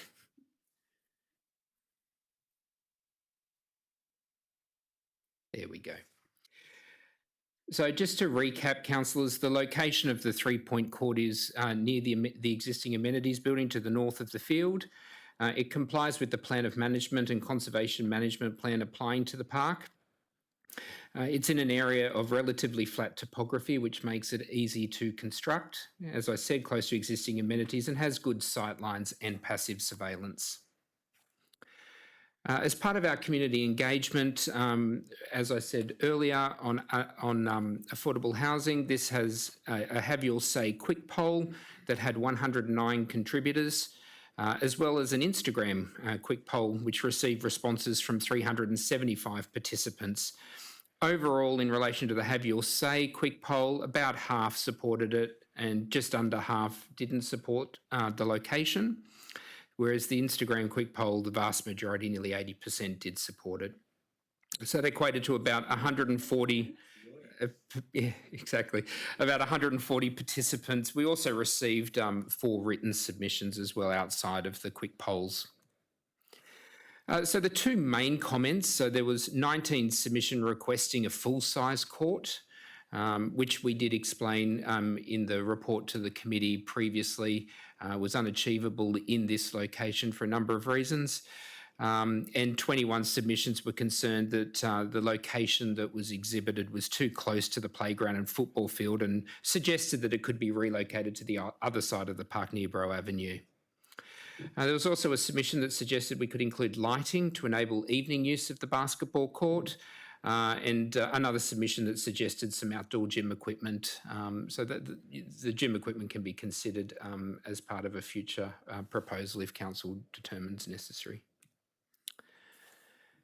In relation to the suggestion to move the court to the other side of the park, we did look at that. So option 1 is exhibited, in our opinion, has lower construction costs. It is closer to the park amenities and has a lower visual impact on the park. Whereas the alternate location will have higher construction costs due to the topography on that side and the need for some retaining walls. It is further, obviously, from the existing park amenities and has a higher visual impact due to its location in what is largely an unencumbered and wide open space area. In relation to option 1, we did rotate the design somewhat and included a fence to address some of the concerns that the community had about conflicts between the playground and errant balls. So the next steps is for council to determine or approve the location, noting that there's currently no funding allocated in this year's CPP for delivery, but it can be funded in a future budget year from the existing contribution plan that applies to this area. Thanks very much. Thank you for that summary. Can we move for that, please? Councillor Brederhoff, seconded. Yeah. Councillor Barlow. Option 1 or which is the exhibited one? That's it. Yeah, we exhibited option 1. So yeah. So councillor, the important point to note, as covered, this is not currently funded, so it'll be up to us as council in future and particularly the ward councillors to advocate for that in due course. So Councillor Brederhoff. Oh, sorry. Apologies. So can we add that as a recommendation to add funding in the 25-26 capital works budget? Mr. Barlow? Chair, you can. So that budget's being, the draft of that's being put together now. So I think just use the word for consideration in that budget because it'll be up to council to determine the priorities overall. Yeah. So instead of to add funding, to consider funding. Yeah. Number 5, consider funding this project. That way, Chair, we'll put it in the list, and so when it comes to council, you can choose your priorities. To consider funding this project in the 26, 27. Because there'd be contributions there, right? This is something that's, there's funding above, we just have to allocate it. Yeah. Okay, thank you. Motion before us, councillors, all those in favour say aye. I'll declare that carried. Thank you. The next one is CWA 25046 Gilchrist Park review of the recreation options. Yeah, Officer summary, please. Certainly, thank you, Chair. So this is brought back to the committee. It's been here a few times. The last resolution of council was for a site inspection to be undertaken, which happened with the ward councillors. So just to give a bit of background for those councillors that may not recall, in April of this year, council requested that the options be brought back to committee for consideration. A preferred option was selected and went to council, and there was some debate on the floor of council and suggested a site visit. So that occurred on the 6th of August. We had Councillor Barlow and Awada in attendance. The various proposals were set out by staff on site. So we put some witches' hats up on site so that you could visualise the spatial extent of the courts that were proposed. And feedback was sought from councillors. Following that site visit, a preferred option has been developed based on the councillors' feedback. So the preferred option now is a 2-hoop netball court with paving graphics and a single cricket net. So if you look on the screen, the cricket nets that are there currently are shown in red. They're proposed to be decommissioned and replaced with a single cricket net that has 2 wickets within the net, and then a court that has 2 shooting hoops for netball, pavement paint. That allows for multi-use functionality, casual sport and informal play rather than having a full court. It supports social gatherings by youth in the area, minimise impacts on the existing trees. It is a smaller footprint, so not only does that reduce impacts on the open space, but reduces costs. Positions the cricket nets, preventing balls entering the roadway, and does allow for future path integrations around Gilchrist Park.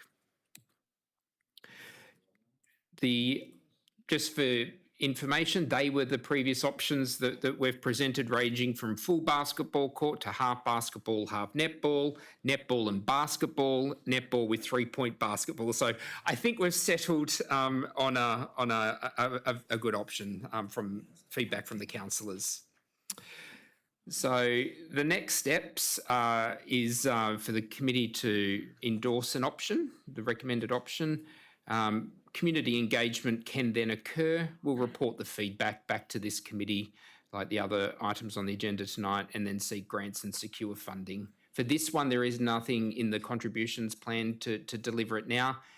So we would be looking at grant funding and or as part of the development of the work schedule for the new contributions plan, we can include that as a work schedule item for funding. But at the moment, there is no funding to construct this yet. Thank you. We can get it to shovel-ready stage though, right? So it's if there's grants available, cool. That's right. Thank you. Councillor Barley, moving that? I'll move that. Yeah. Second, Councillor Poulos. And I'll thank the staff for coming out and showing us how much we lost in the park with our full basketball court. And there was a couple of small suggestions. I mean, it was incredible. And netball has got the World Championships here in 2027, and there isn't. Yeah, and the way they've done it, there's 2 size netball courts, the standard one and then a junior one. But we did suggest on site that because of the demographics of that area, we'd like a table tennis. That I thought was going to be included in, and the demographics there are. But the comment was that the ones at Barton Park, they do not like using because they're white. They're white. They should change the colour of their ball, but they don't. I don't know why, but they've got table tennises at Barton Park, but they're not used very well. Don't ask me. And that was, so the tennis wall's staying, isn't it?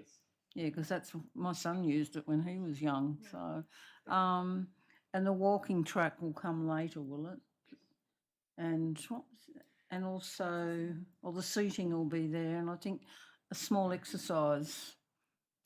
I did take a photo of one at Jack Mundy Reserve, which was, and you only needed just sort of the riding, not giant size, just this one. I've got a photograph of it. It was green, and all it had was 2 things on it: a sitting rowing one and something else. And something small like that I think would be great. But we add a second point then to consider. Yeah, go on. Yeah. Sorry, can we add an extra point to say to consider the, or putting into table Well, tennis? it was actually discussed on the site and we thought we were going to get it, but it's not there, so. So was it table tennis and an exercise equipment? Yeah, well, the table tennis, I think, because of the demographics of Yeah. that area, will be used. Yeah. So that might be a new motion you put up at council. Chair, Sorry, maybe I Councillor. can help. This is just to go to public engagement, so you can put in whatever you like, really, and we'll get the community's feedback and come back to you. That's what I was saying. Rather than delay and come back with another drawing, to put in a concept for or indicative.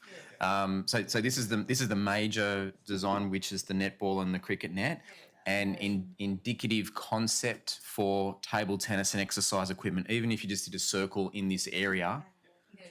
Yeah. And that was Okay. discussed on the day. So number 2 is to include in the drawing concept designs for table tennis, exercise equipment, and a walking track. That was mentioned there later on. It's just because when it goes, well, that's what they'll do. They'll put it as a concept without, and then it won't go to detailed design at this point. When we get to detailed design, we can work through those. But at least it's going to be, and you don't have to come back. It's just you can put it on here as an indicative, and then and it'll be subject to review and location and further investigation, etc. So haven't read that. So it's option 5. Yeah. My question with that netball score, where the square is where the netball is, why are the rings not at the other? I know they're 2 different sizes, but why are they sort of at the L shape as opposed to opposite ends? That's what it's showing? Because there'd be conflict between seniors and junior. Like, they'll be in a corner rather than at each end. Chair, we don't have our designers here tonight, but we'll come back to you on that before the council meeting. It's all in the detail, eh? Yeah. Let's just not put 2 rings.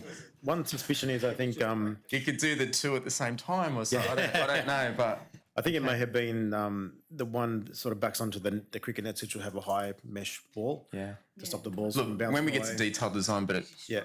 And the other is towards an embankment. I think if they faced in the other directions, the balls would run away downhill. But we can confirm that. the whole gravity thing kicks in. All right. Okay. Thank you, councillors. All those in favour of the motion in front of us say aye. I'll declare that carried. Thank you. The next one is 25047 Mascot Depot Adaptive Reuse at Lestrange Park. Really exciting. Can we have a summary on that one, please? Through the chair, I'll give a summary on that one. So as I'm sure you all recall, we purchased the Green Street property in order to relocate some of our cleansing and waste and parks team. We're now at the point where we're looking at what the adaptive reuse of the Mascot Depot can be. So it's located King Street, Mascot. There's some images there around what the facility looks like inside. There are a lot of bins in there at the moment that will be moved out as part of that transition to Green Street. It is on the northeast corner of Lestrange Park, and the building footprint is just over 900 square metres, so it is a large facility. We've looked at the strategic context and how this park fits in within other infrastructure in the area. And we do have a shortfall of open space facilities. It does indicate that an indoor court and tennis courts and things like pickleball are also in need in the area, and a youth hub. So the zoning of not only Lestrange Park but the Mascot Depot is RE1, being public recreation, which means that we can utilise that for an indoor recreation facility. Staff have looked at what that can accommodate, and it is large enough to accommodate a basketball court. However, you wouldn't achieve the full ceiling height of for basketball being the 7 metres, but it still would be able to be utilised. And it could accommodate a reasonable size futsal, not a international standard, but certainly I'm sure youth would be happy with an informal court, and 4 pickleball courts could be accommodated. So we've put together a number of options. It's important to note these are just high-level concepts of what's possible, and we would go through a design phase and come back to council. And we've done some indicative pricing, which can be funded through council's developer contributions plans. So option 1 is a base option, which would allow for a court with toilets and no windows facing the park. So as you see on that bottom right, it would still appear as the brick blockwork that it currently is. Option 2 would actually bring in change facilities as well as the toilets to provide a little bit more amenity to the court that we provide. And option 3, as you can see from that image on the right, shows that we could really open that up with some windows, some screens, and allowing some solar access into the space. Option 4 provides for the base option being with the toilets and also the solar screens. So we're just looking at the different pricing along the side there. So we're ranging from sort of 4.2 right up to almost 6 million. And option 4 has the base option, the large windows, the solar screens, and the change room. So I guess that's the whole collective of what we could offer in that facility. And we would like to have that as something that's really bringing Lestrange Park and the indoor facility together.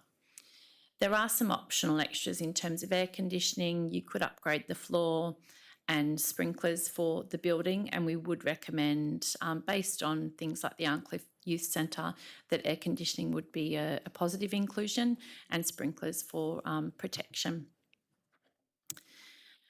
So we're just asking that you consider the options presented for adaptive reuse, and that if you have a preference for the option 4 that we put forward, we could then go out for community engagement and come back to you following exhibition.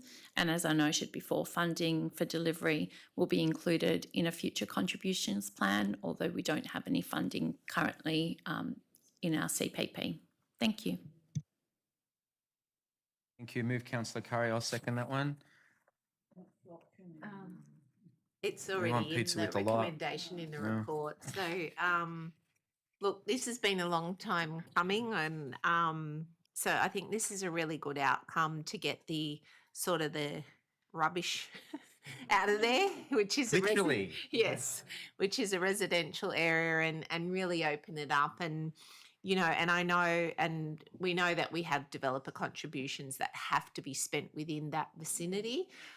So this is a good use of those contributions for public amenity. So my recommendation would be that we go with council's recommendation, which is number 4 with the options. And I'm going to say the option of the air conditioning, the sprinklers, and the timber floor, so that then it's a really an up-to-date, good facility. And I will just ask, when you go out for the design concept idea, when you talk to the multi-purpose court, can you just mention netball as well? Because you've got basketball, netball, and then the others you had as well, just so Indoor it wet really... weather.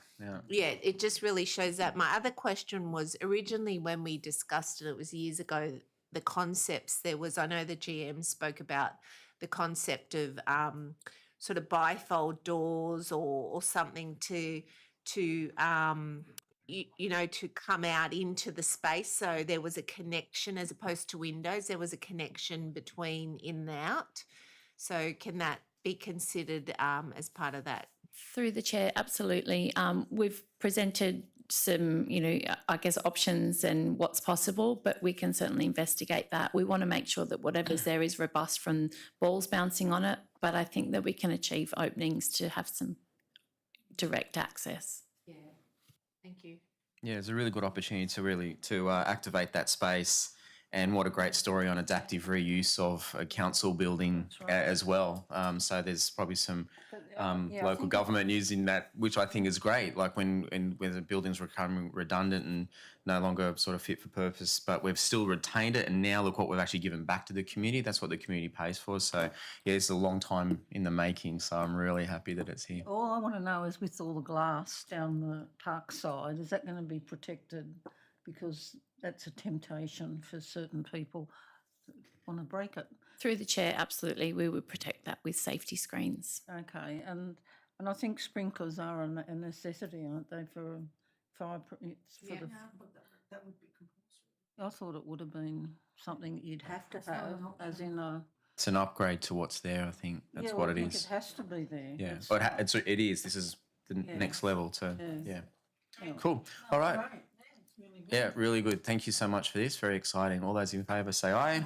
I'll declare that carried. Thank you very much. And last one is CWA 25048, which is the draft Astrolabe Park Master Plan.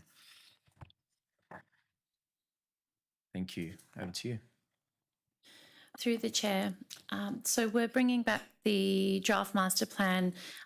Council resolved in July 2024 to prepare a draft master plan, and then in March of this year we went to Sydney Water to seek their feedback and support, and Council asked that we come back to you to ensure all the comments are in line before we go back out to endorse the actual plan. Trying to change it on mine. David's changing the slides and I was trying to change it.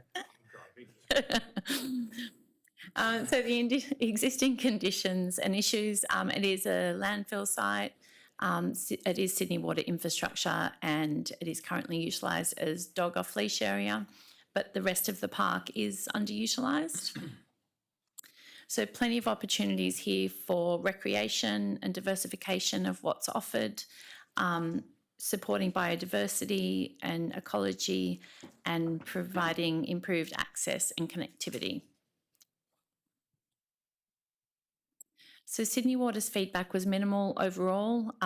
No building over their pressure main, which is the northeast corner of the park, and that we have standard development building approvals apply for any future increase in potable or wastewater demands. So on the screen, we're showing the draft Astrolabe Master Plan, which you've previously seen, and this has had some minor refinements.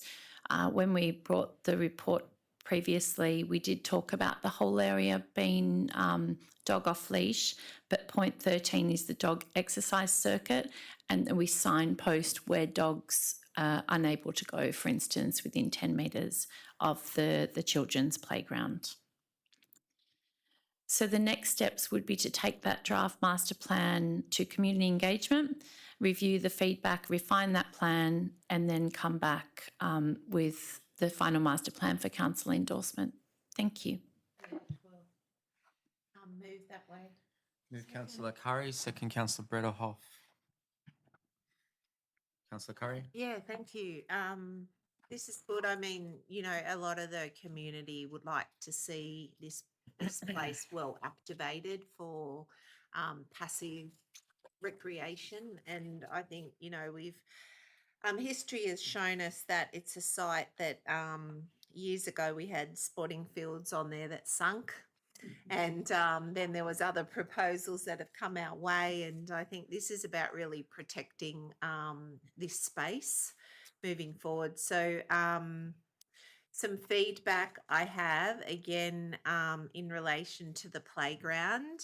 You've got the playground on the edge there, which is fine as long as it has a fence, again, because you've got Astrolabe Road and Giwi Avenue are busy. And the reason why they're busy is because you've got a rugby union training facility there. So you've got cars speeding up that car park area. You've got cars hooning around there. So it's just too close to the edge, but that is a good spot for the playground because it's close to all the residential. So if we can just put a fence around that, and then when people are there with their dogs, the children are safe. the dogs can run wild here, but then they can always tie the dog up to something if they want to take their child into the fenced playground. So, so have we got bike racks? Through the chair, we haven't got into that level of detail given it's a master plan, but certainly we can work through that as part of the detailed design. Bike racks. But you know the community's going to say that. So just put it in. Put it in there. Right? Put them in. We need time for questions. So can we go out with a fence around that, please? And the bike rack. And Bike rack concept. There we go. I just wanted to, so just talk to me again. So we've got, have you got that? It was a lot of detail in the dot points here. Is So- 12 off leash? So, councillors, the entire dog park is off leash. But 13 is specialised. But 13 is that special exercise circuit that dogs can run Right. around with little jumps and things like that. So the master plan draft that we had last time, we actually had a fenced dog off-leash area and councillor said, no, make the whole park and just put signs up and fencing where you don't want dogs to go. Yep, spot on. Okay, so we've got one basketball court with space up to 3 dish. So where's the basketball court? Next to the playground. Okay. Is it? It looks like it butts up. Does it? Through the chair, it's not directly adjacent to it, but it's in very close proximity. So if you look, the playground's 8, the basketball court's 9. Yeah. And then we've got outdoor fitness station in close proximity to that area. So spatially, we're trying to say that's kind of like a little bit of an active area for youth. Yeah. Yeah, just I guess when you look at the diagram, it does look like the basketball court's right next to the playground. So just I think because you've got teenagers versus little kids. So so it's just a concept. So there's no detail on the playground right at this stage around what it is and that type of thing. Because we really like those kind of wild play and we've that's very popular. That's Sir Joseph Banks. Those we're very renowned now for quality playgrounds. So well done to the staff. Okay. Yeah, I think otherwise, and the fitness station is 7. Yeah. Okay, looks good. There, thank you. Any further questions? The recommendation is to put on exhibition, I think. So I'll just bring that up there. We might just put, do we need to put fence? Okay. Yeah, it's on the record. It's being recorded. Recorded? Yeah, you're on camera. All right, thank you. Councillors, the recommendation in front of us, all those in favour say aye. Aye. Thank you, Councillor Strong. Still here. Still there. Well, now that you've contributed so holistically, we'll call the meeting closed, I think. See you back in town. Yeah. Sorry? You're going to the confidential. What for? No, we moved it. That's done. Yeah, thank you. No, there being no further business, I'll close the meeting at 8:49. Thank you. Thank you. See you, everyone.